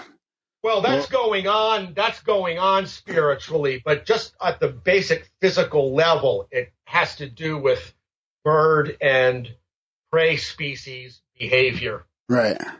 And you can accomplish amazing things just with that, right? So I went up to Tom after one of these lectures or after a tracking exercise, and he said something to me about concentric rings, and now the exact context of the question is escaping me, but it was his answer that really remained with me, that made the most powerful impression. And he said something like, a fox will give off the concentric rings of a fox. If you can alter your concentric rings, for example, if you could reproduce the concentric rings of a fox, wouldn't you therefore be perceived as a fox? Thus, you stand at the threshold of shape-shifting. Wow. So see, I keep thinking of it as like an energy field that creates the perception around you. Like it's an energy signature almost. But it doesn't even require the energy. If you could do it on a physical level, you would be able to do it. But as I thought about that, it's like, how do I reproduce the concentric rings of a fox? There has to be a spiritual element that goes with it. Yeah. I think I don't think it'd be done purely physically. But if you're using concentric rings on a practical daily basis, say you're a bird watcher or a hunter or a search and rescue person, those concentric rings just on a physical level can give you all the information you need to say, find the animal you're hunting, or find the birds that you're looking for, or rescue the person that you're looking for. Yeah, so, I wonder if it even happens to hunters or good scouts or tracksmen subconsciously. Like, I think it does. I think a lot of it, like if you just spend the time with it, it will happen subconsciously. And that's how it happened with the earliest people. And they were later able to develop into a science because they would talk to each other and say, hey, you know what? I noticed the same thing. Yeah. And so I've come to think that tracking was the first science that man discovered. Oh, that's interesting. Because that's how he was able to feed his tribe. It might have been, I don't know, argue it was genealogy because of stone tool making. But I don't know that required the precise science that tracking did. Maybe climatology. Well, I mean, maybe there's it overlaps. Or actually, you know what another big one was for sure was astrology. Yeah, definitely. Or astronomy. And I think all of these things were, well, that's actually discussed later at the almost the last chapter of the book, right, where we talk about the Yeren and the Indians of North America. Everybody dismisses these Sasquatch tales as superstition or Indian myths and legends. But the Indians of North America, there's no way they could have survived living superstitious lives. They had to be supreme scientists and masters of their environment. They had to know which plants contained the medicine to heal their ailments. They had to know which rock formations were the best ones for finding stones for tools. They had to know precisely what animal tracks meant if they were going to find food or avoid being killed themselves by predators. Primitive people, man, they had to have highly developed sciences to thrive in the natural environments where they lived. Now, I don't think they were just a bunch of moronic half apes, barely finding food. No, I think that some of that exposure to the elements did something for probably stimulated the brain and the body a little bit. I think that's probably something that's missing from our routines today. That could very well be. Before I took up the urban lifestyle again, I was feeling all kinds of peace and tranquility and spiritual energy and health, and I always knew exactly what phase the moon was in and all this stuff because that's what you had to look at, and it doesn't take much of a leap to then connect all that astronomy or astrology with the change of seasons or animal movements and migrations and connections with human behavior and so forth. It doesn't take a lot. It takes maybe one or two generations of careful observations to start making those connections. Yeah. So the Yeren is pretty much like the China Sasquatch, right? And it's not It's not Right. quite the same and as popular in pop culture like as it is here, right? Although it's probably somewhat more accepted in a way as well. Or not. Everybody knows about it. Like if you make a joke about it or something, everyone will get it. But it's not at all in the popular culture. You know, you're not going to see a movie like Harry and the Hendersons come out in China. There's just not but in the villages in that area, the Shannongjia Forest Preserve is kind of like the Pacific Northwest in North America. It's like Yeren Central, like the Pacific Northwest is Bigfoot Central. And the people around there, in the villages, the rural folk, they all believe in it and talk about it. But I talked to a woman here whose father was a forest ranger in Shannongjia for 30 or 40 years. I don't remember, like his whole life, that was his work. He doesn't believe it. He comes from a scientific background, and he never saw it, and he doesn't believe in it.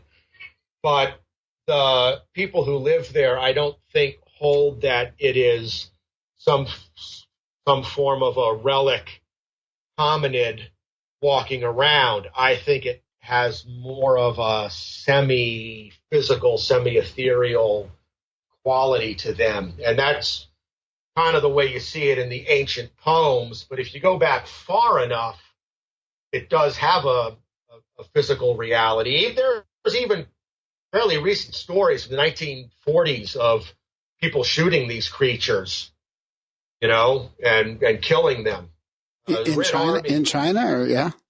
Yeah. Even 1948 or 49, during the Chinese Civil War, some Red Army guards shot a couple of these Yeren in the Shannongjia area because the villagers were scared of them. And I really couldn't find any details about what was done with the bodies, but they were brought to the village for examination. And then I guess they were disposed of because they've been lost to posterity. But, man, if they had kept one of those, that would have been some great DNA evidence. Yeah, maybe the Smithsonian made it all the way over there to confiscate the body. I wonder, does China have its own Smithsonian? Yeah, it's making these things disappear. They're a lot more open on UFOs, though. They'll be, that'll be on the daily news. Even military and commercial pilots talk about it openly. So I don't think you have the kind of repression around those things that you do in the West. But the Yeren is kind of in the gray area between real relic species and superstitious spirit being. And the government not real keen on superstitious spiritual things. It's officially atheist, right? Right. But a UFO, that's a good solid object, so it's okay to talk about those as much as you want. That's interesting. And promote the study. Yeah. Do they think it's aliens, or do they think it's Americans? A little of both. One of the biggest sightings in China was in Xinjiang province in the Kanas Lake area. In fact, that area that's where the title of the book comes from, 10,000 Years of Strangeness. They arguably have a 10,000-year history of strange spacecraft or aerial phenomena in the Kanas Lake region, and that's way up in the northwest of China. Really, really remote. Even today, it's not easy to get there. Like if I'm leaving from Shenzhen today on a flight to go out there, it'll still take me like 3 days to get up in there because the ground transportation is so poor in that area. But they have cave paintings. You always see this on Ancient Aliens on the History Channel, where these ancient astronauts being depicted by ancient people in this rock art. But there's cave paintings of one. There's one that looks like a sailing ship, like Europeans would have used to go to the New World, or a clipper ship or something. And there's another one that looks like a rocket ship. And archaeologists who studied that cave, they validated that this stuff is 10,000 years old. You know, these aren't forgeries or later additions. So nobody really knows what's being shown in that rock art. And I put those pictures in the book also so people can see for themselves, you know. But there was 10,000 years later, there was another case where Chinese commercial pilots saw this spiraling UFO in the sky near Kanas Lake. And there were photos and videos of it, because at the same time at Kanas Lake, there was a trove of tourists looking to get footage of the Kanas Lake monster. So that's double weirdness in that area. And then they found, and those people thought, well, that must be a missile launch gone awry. Somebody present there said, you know, hey, I'm a UFO expert. I work for the military or something. And every 2 years, Kazakhstan does these test missile launches, and that's one of them. And you'll see another one in 2 years, and there was one just like it 2 years ago. And lo and behold, there was another one 2 years ago, but on approximately the same date, roughly the same time of year, right? And the Chinese are really good at these internet searches. You know, you'll hear CNN and Human Rights Watch and everybody else tell you, the Chinese ain't got no internet. They blocked the New York Times. No, these people get together by the thousands and do what's called a human flesh search, a Runro Soswo, which means human, translates literally as human flesh search. But it just means people banding together to search things, kind of like what 4chan does. Like an impromptu 4chan. Okay? Yeah. And they found out that earlier sighting, the one I'm telling you about, I think was in 2007. So the 2005 thing turned out was not a missile launch. And that led everybody to think maybe it was a secret American spacecraft, because they seem to be the most advanced in aerospace technology. Yeah. And then the research then focused on that, but they couldn't really find any, at least public information about U.S. military craft that would match what they saw in the sky there with the spiraling UFO and everything. So it kind of dead ended there. People concluded, well, maybe it's alien. But the odd thing is that it almost exactly matched another UFO that was seen by hundreds of millions of people all over China in 1980. The same spiral shape. And even a friend of mine here, a woman I used to work with on my first job in Shenzhen, we later became friends and so forth. She was taking the Gaokao, which is the post-high school, pre-college. It's like the final exam for high school and the entrance exam for college, okay? And the day they took that exam, and this is why she remembers it, at this historic town called Pingwu in Sichuan province, the night after they finished the exam, they all went out to blow off steam and unwind. And they're out on the playground at the school at night, and they see this spiraling UFO. This is July of 1980, I think. And it was seen across China, I think in 10 or 11 different provinces. And it was reported in the newspaper. And I think in the book, there's a clipping from one of the newspapers at the time with a description of it. Yeah, there's a picture of a high school class in there with the picture of the spiral as well. Yes, that's her class. That she's. I didn't say who she was. I don't know if she wants the whole world, as if they're going to buy my book. I didn't know. I didn't know if she wanted people to know exactly who she was, but she's. I'll give you a hint. She's in the front row of that photo. You know? Yeah. So, and that was right after, I guess they took that class photo, well, probably before the exam because they're wearing jackets, and it probably would have been a little bit warmer than that in July, but that was that graduating class. So is there a pretty big, I heard once that there was an organization in China like MUFON, but much larger, I guess. Like they had some UFO, research organizations, pretty big.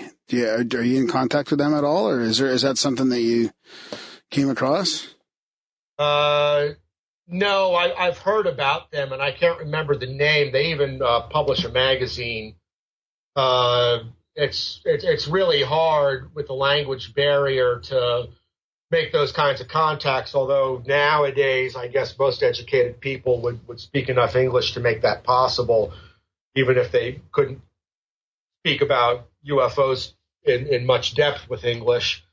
But my interest wasn't deep enough that I wanted to seek out those kinds of groups. If you read the early chapters there about my teaching job here in Shenzhen, you can see that I was, let's say, distracted by other forms of entertainment. And phenomena. But, yeah, and phenomena. But I'm kind of zen in the approach to that. I'm not deliberately. It just kind of works out that way.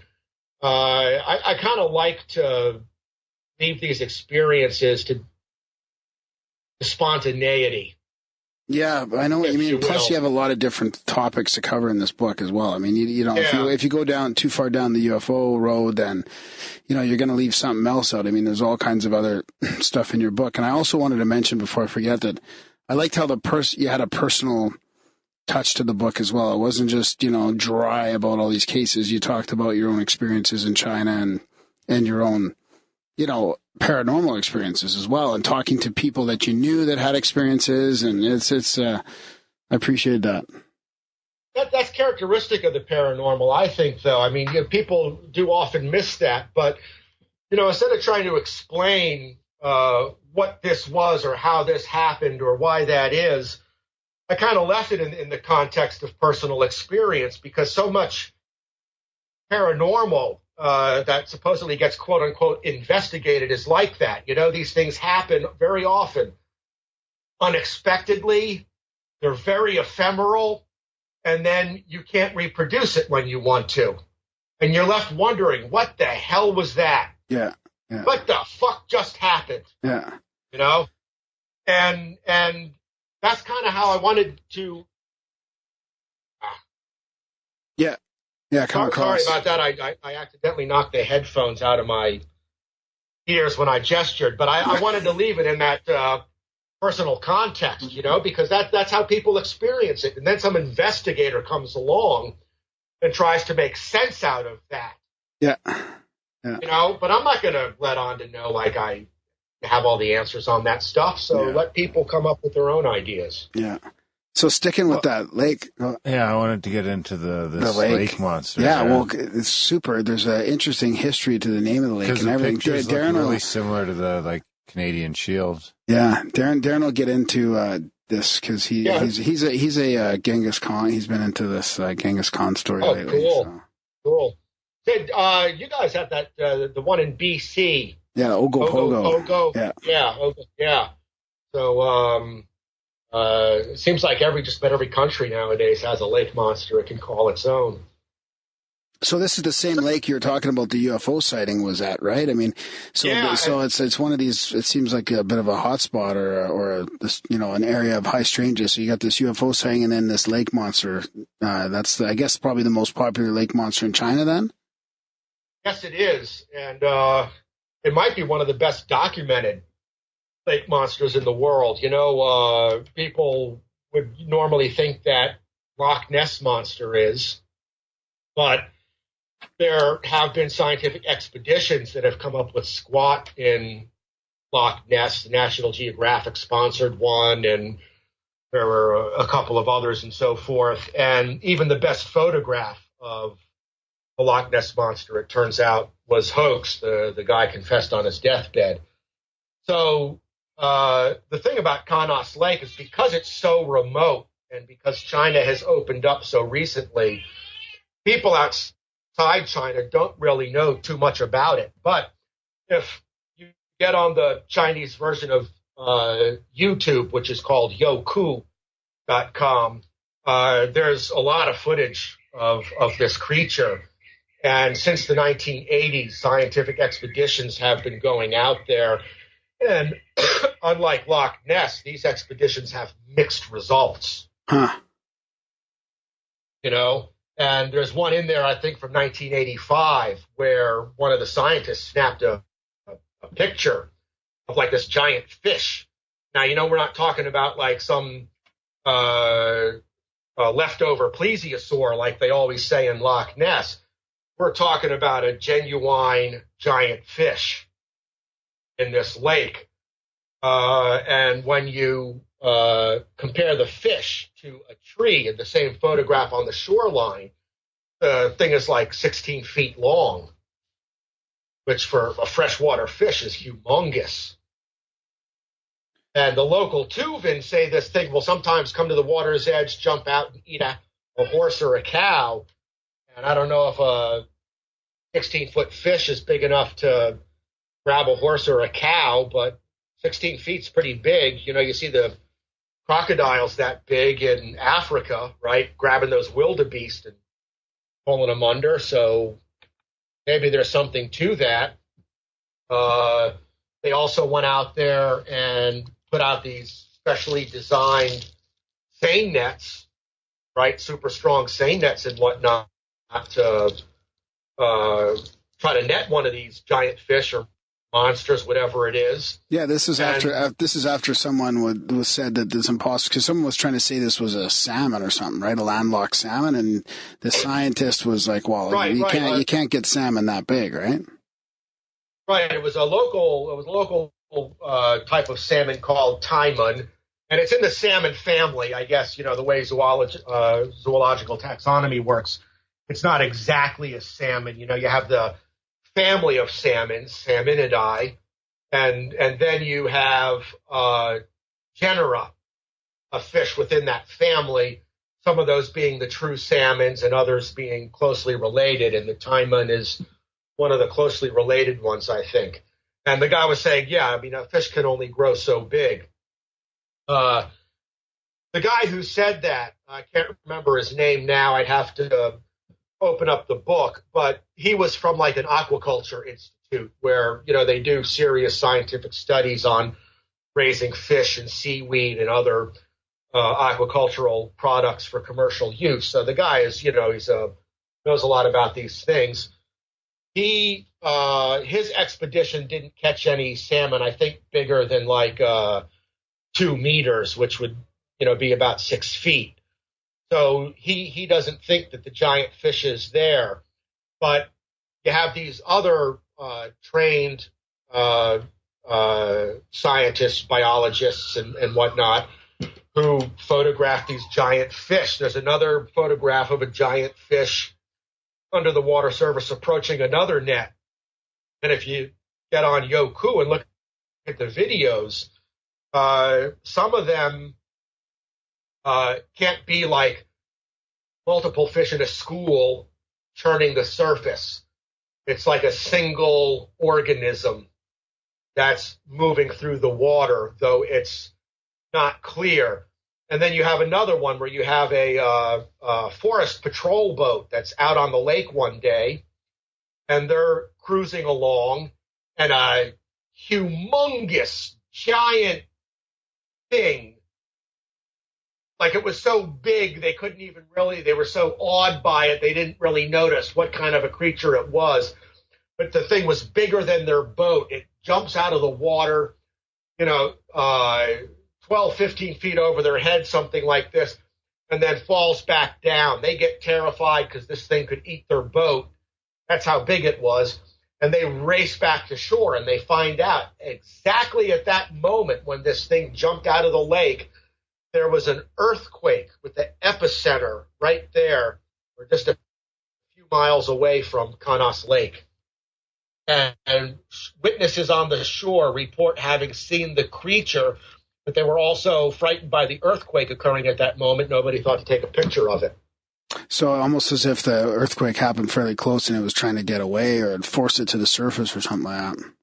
Yeah, something like that. And you hear stories about animals predicting earthquakes, don't you? You know, like when Banda Aceh earthquake occurred, the tsunami, there were reports of animals leaving low-lying areas and running up into the hills and so forth. So there's anecdotal evidence of this. Well, that's almost a concentric ring thing as well, right? I mean, if they can sense, sense predators and all that. I mean, if the earthquake might be giving off a like a pre-quake. What's the word I'm thinking of? Vibration or resonance or something like that they can pick up on. Well, that's true. It's well established that elephants, at least, can hear ultrasonic waves. And if those precede an earthquake, that elephants certainly would know where those ultrasonic waves are coming from and what they mean, you know. So that's exactly what I thought when I came across that account, is that this creature somehow was responding to the earthquake that was going on. And the last video footage that I could find was from 2015 that appears to have been taken by a foreign visitor. You know, could have been like one of these roaming English teachers in China, could have been a tourist or a businessman, I don't know, because there's no information on his Youku channel about who he is. But the username is not something you would expect from a Chinese person, and that's why I think it was probably a English-speaking Westerner who was traveling in the area and got the footage. And prior to that, there was no footage after 2012, so you had this 3-year gap in Kanas Lake monster sightings. Yeah, it's so interesting how they're all over the world. The Bigfoot style, you know, the Sasquatch style, the Yeren and the Yeti and all this, and then the sea monsters are all over the place. Like it's just, I don't know. Aliens too. Yeah, going on. Yeah. Something's going on. I am not going to claim to know what it is, but something is certainly going on. But it was, getting back to Darren's interest in Genghis Khan, he was actually the one who named the lake because he was traveling through the area with his army and decided to camp there because he liked it so much. It was so beautiful and thought it had terrific feng shui. And so he decided that he wanted to be buried there after he died. And the legend is that he's the one who summoned the dragon to protect the lake, so that whole area would remain pristine for his burial. Of course, nobody, I think, really knows where Genghis Khan is buried, but that certainly is one of the possible areas because it's right on the border of Russia, China, and Mongolia. So the rumor or the legend is that he actually the monster wasn't around before him, like that he actually summoned it to protect it. That's interesting.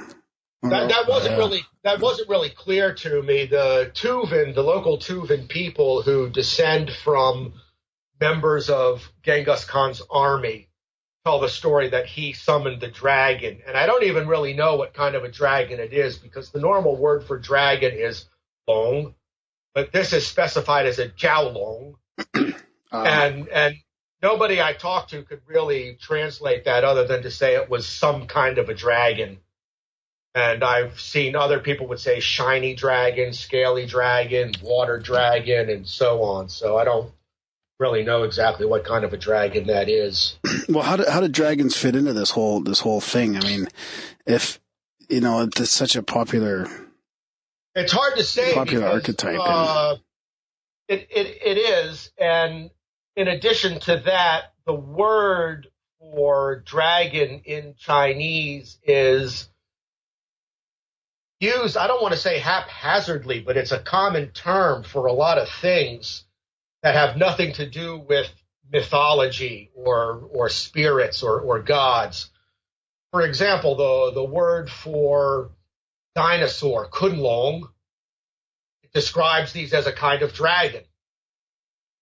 So if you say if you say to somebody, kunlong, right? They'll say, oh yes, a kind of dragon, and they don't mean a dragon like the way we think of it in our minds, like the knight goes out and slays the dragon.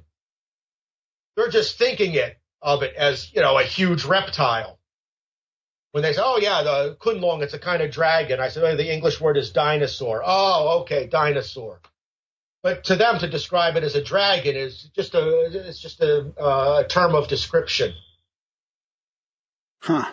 So you have to be very careful with translations from Chinese, because you see this word dragon, and maybe in their minds they're not thinking of it in terms of the traditional earth dragon that is the symbol of the spirit of the earth, or the sky dragon. The spirit. They could just be trying to describe something, that relates to this word. I'm trying to think of a word in English that's used the same way, and I guess you could think of it as a kind of way. A lot of people misuse the word ape in English to refer to any kind of a primate, even a little monkey or something. Look at the little ape or something. Yeah. And it's not really an ape. It's a monkey or a lemur or something. That's what's jumping to mind. But So was the dragon thing a topic that you had to decide whether you really got into it or not? Like, are there contemporary dragon sightings, or are dragons just a myth that really comes from, bones, like dinosaur bones or some sort of thing like that? I mean, I'm talking about the traditional definition, not just the dragon being used for all different kinds of reptiles or whatever. I think the dragon might have preceded the finding of dinosaur bones, because it is it's so essential, so primal to the mythology and symbols that are used to describe cosmic energies, that I think it precedes. I think it precedes the finding of dinosaur bones. Mm-hmm.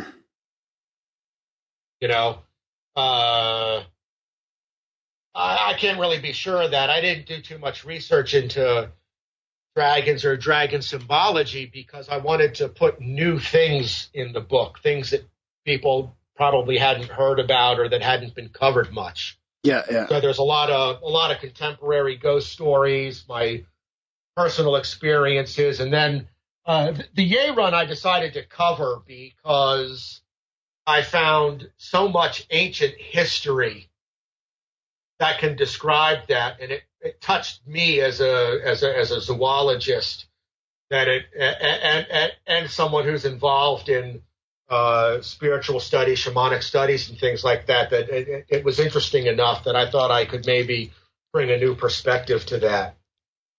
But otherwise, I tried to restrict the book to things that hadn't been covered yet. So I didn't get into the dragon thing too much. Well, ghosts is another one that, when you mentioned at the beginning, I was thinking of that, how pervasive that is in our culture now, because of, there's all these shows and stuff. But I was thinking that it really is one of those phenomena that's experienced probably more than creatures or UFOs, that you could say I have family members or friends or whatever that have like legit ghost ghostly experiences or whatever. I mean, it seems to be just the most common. Yeah, and I found out that they were a lot more common than I thought here, because people usually loathe to talk about those things. And even though they tell you they don't believe in ghosts, they will get horrified, genuinely terrified, if you tell a ghost story. I tell ghost stories every Halloween in my English classes, and in the next class, somebody, 2-3 people will tell me that they couldn't sleep that night because of it. You know, some of them will leave before I begin telling it. Oh, if you're going to tell a ghost story, I have to leave, and they'll leave. And when I was asking people for real life ghost stories, even, you know, close friends of mine, they would say, oh, no, never ask me about that. Don't ever talk about that again with me. It was really, really weird. What was the story you talked about where it was a Halloween story where you guys were dressing up and scaring people on the street or something like that? Like, it really feels like people were getting legitimately, like, frightened over these things.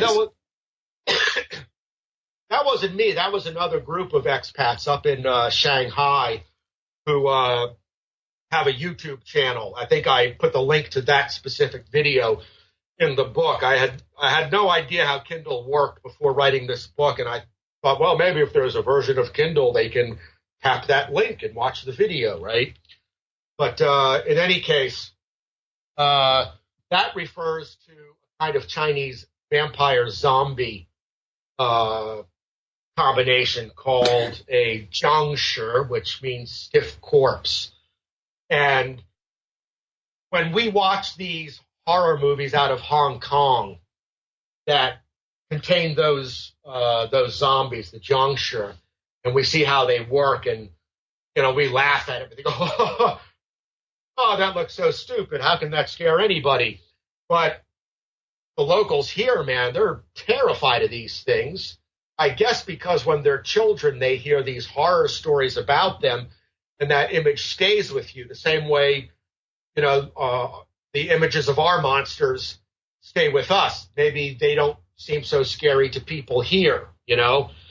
So this group of expats decided to test this jiangshi imagery one day by having by dressing up as these jiangshi on Halloween and having another guy dressed like a Taoist monk.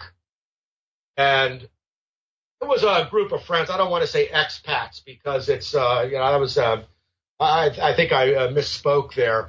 It's a group of expat and locals together. You know, they're friends with each other, and they make these prank videos. Yeah, it's not just some Americans scaring at people on purpose. Right. You know, so this is like young Chinese people, I guess, kind of the Chinese version of Jackass, right? And they like to go out and play pranks and film the videos. And so a lot of them dressed up as jiangshi one day and stalked the streets of Shanghai, and they would hide like around a corner or behind a bush, and then the guy dressed as a Taoist priest would walk ahead of them and hand out these flyers to people and say, Zuantuan, which means, you know, be aware or be wary, you know. The literal translation is pay attention to safety, but that doesn't sound scary, so you can't really, you know, say that in Chinese. So you might say in English, so you might say be wary or beware, right? So a person would come walking, would take this pamphlet and be looking at it, and then the jiangshi would jump out and start hopping towards them. And some of these people were really horrified by these things. Some people, normally the younger ones, you know, the Ba Ling Ho, Zhou Ling Ho generation, people born in the 80s and 90s, would kind of laugh along with them. But older people, like born in the 70s or the 60s, oh, there was this one woman who got so scared she ran across the street to get away from them, you know. So they occupy a very powerful place in the psyche of the locals here, at least among the older generations. Is Halloween big there? Getting bigger like it is here now? Yeah, it gets bigger and bigger every year. I think my friends and I might have had the first Halloween party in Shenzhen, and there's pictures of it in the book there. But that was 2004, I guess. But by 2007, 2008, you could see kids dressed up, going to trick or treat like in an apartment complex. They you know, when we live in the city, we're not in suburban neighborhoods here, so you could actually see that where they were on their way to a party or maybe to trick or treat in their complex. And the way it usually works here, I found out, is you'll sign up for trick-or-treating, you know. So if maybe Chinese who have lived overseas or foreigners who live here and they want to keep the holiday, they might go to the management office of an apartment complex and make an announcement and sign where their apartment is. If kids want to go trick-or-treating, they can go to that house and get candy. And I actually saw the kids at this one place, Lanchigu, a apartment complex where a lot of Chinese who have lived overseas and foreigners both live. Most of them are like involved in the oil or energy industry. And I saw the kids with the list, you know, and they're speaking in English and Chinese to each other. You know, oh, let's go to this house next, or have you been here yet, and so on and so forth. And all the bars, almost all the bars in Shenzhen will have some kind of Halloween festivities. We'll have Halloween parties in the English classes and stuff like that. So it's catching on more and more. There's several of our holidays that they really like, and Halloween and Christmas are two of them.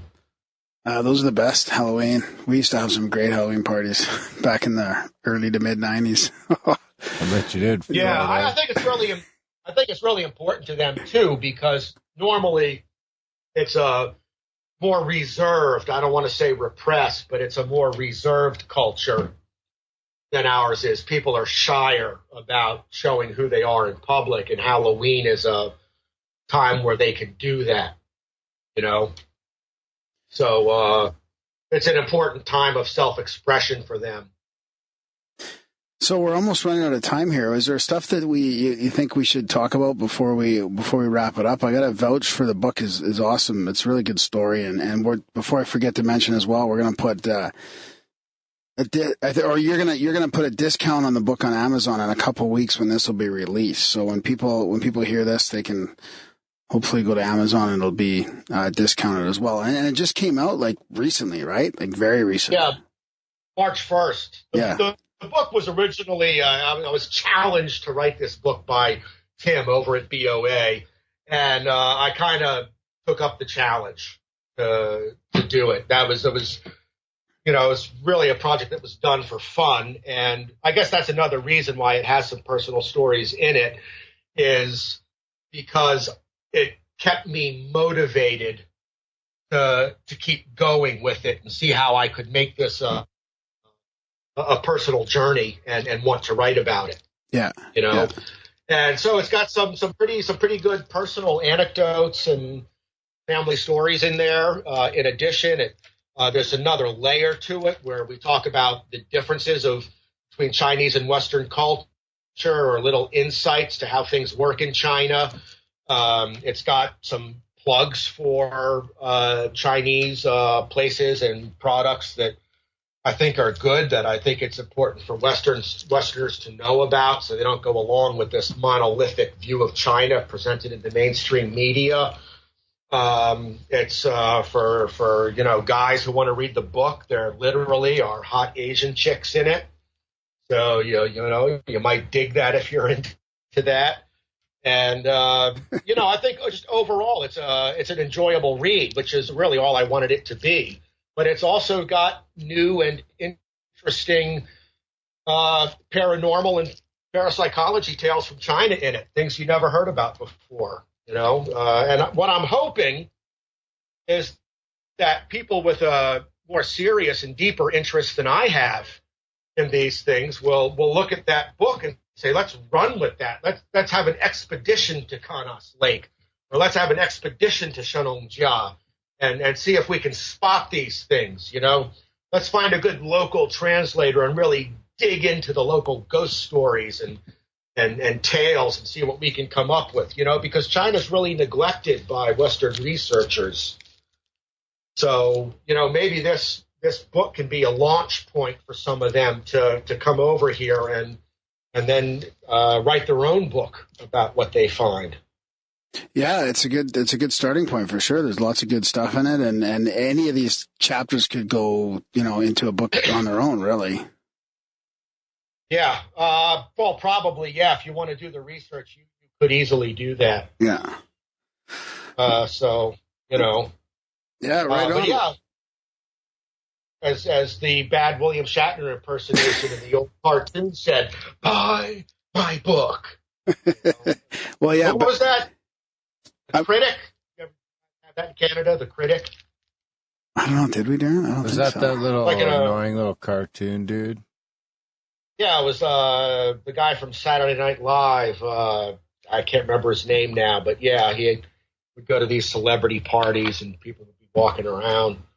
But the book has, hey, here's another thing. The book has 100% 5-star reviews on Amazon so far. Oh, I saw that today, yeah.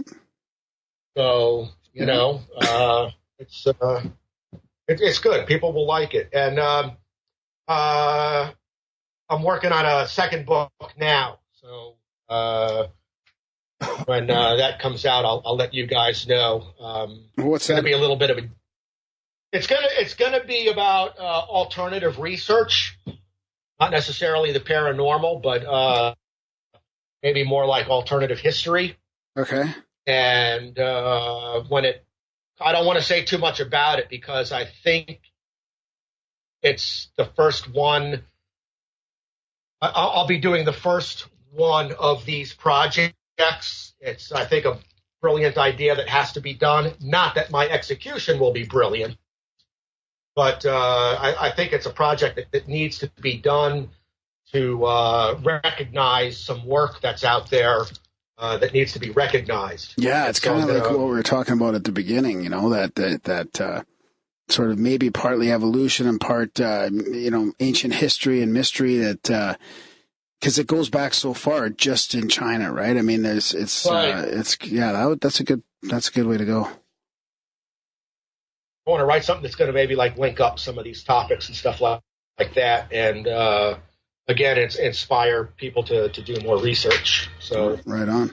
Well, that was a good chat with you and Tim on Banal of America as well. And I'll put a link to that in the show notes, and so people can go there if they want to hear more.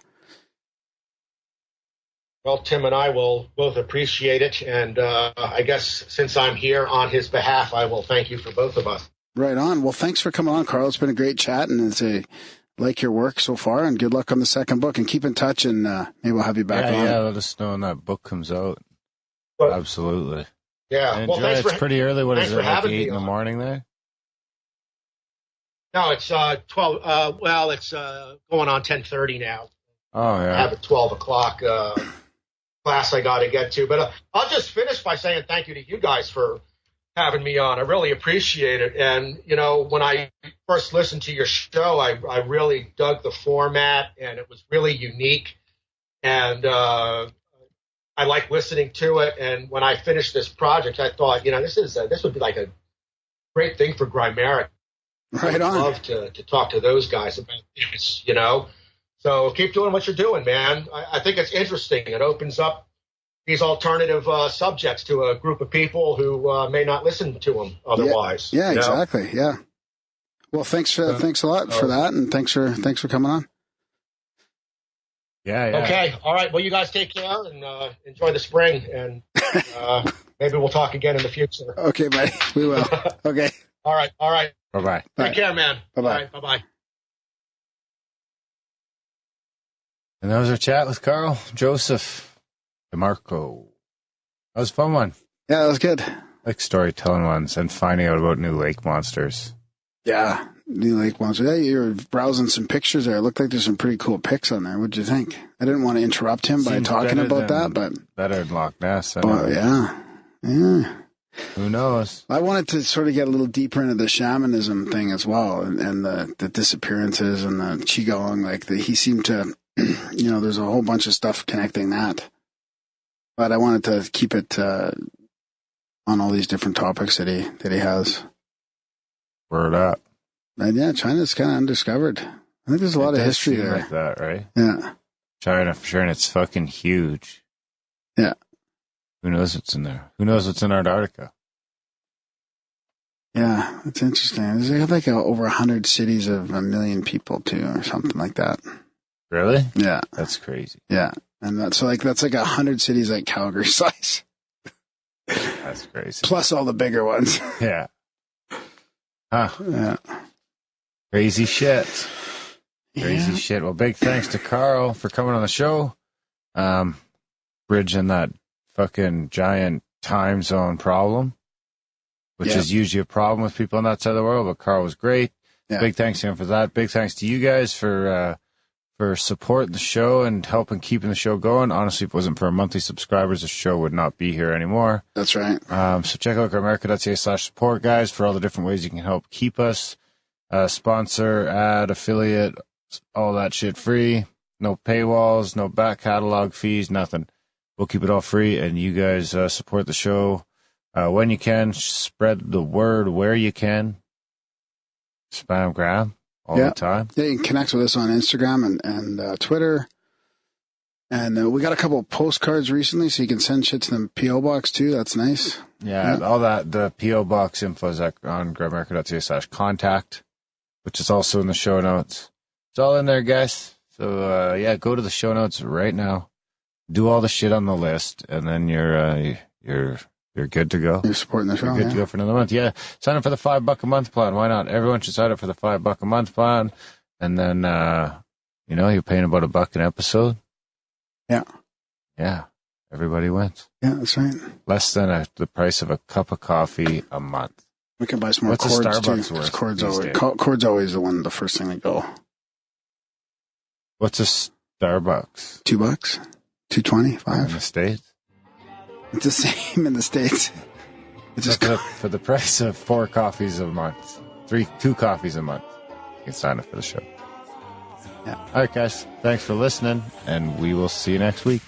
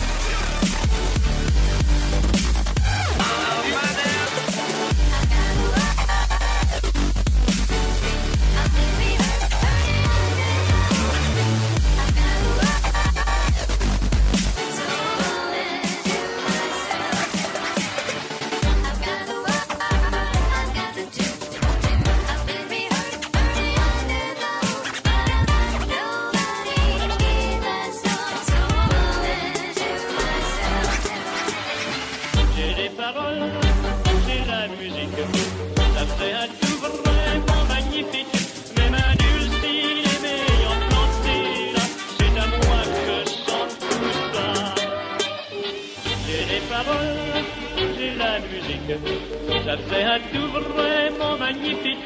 Mes mains dulcinées m'ayant planté là, c'est à moi que chante tout ça.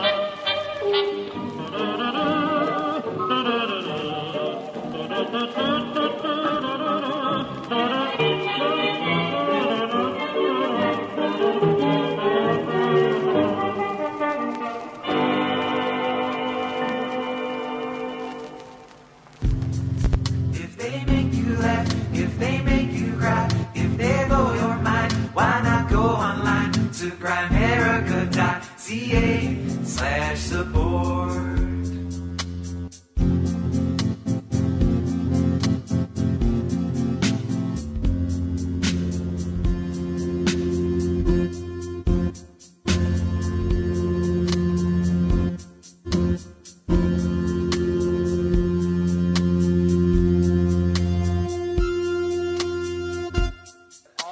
Matter is merely energy condensed to a slow vibration. We are all one consciousness experiencing itself subjectively. There is no such thing as death. Life is only a dream, and we are the imagination of ourselves. Spam Graham.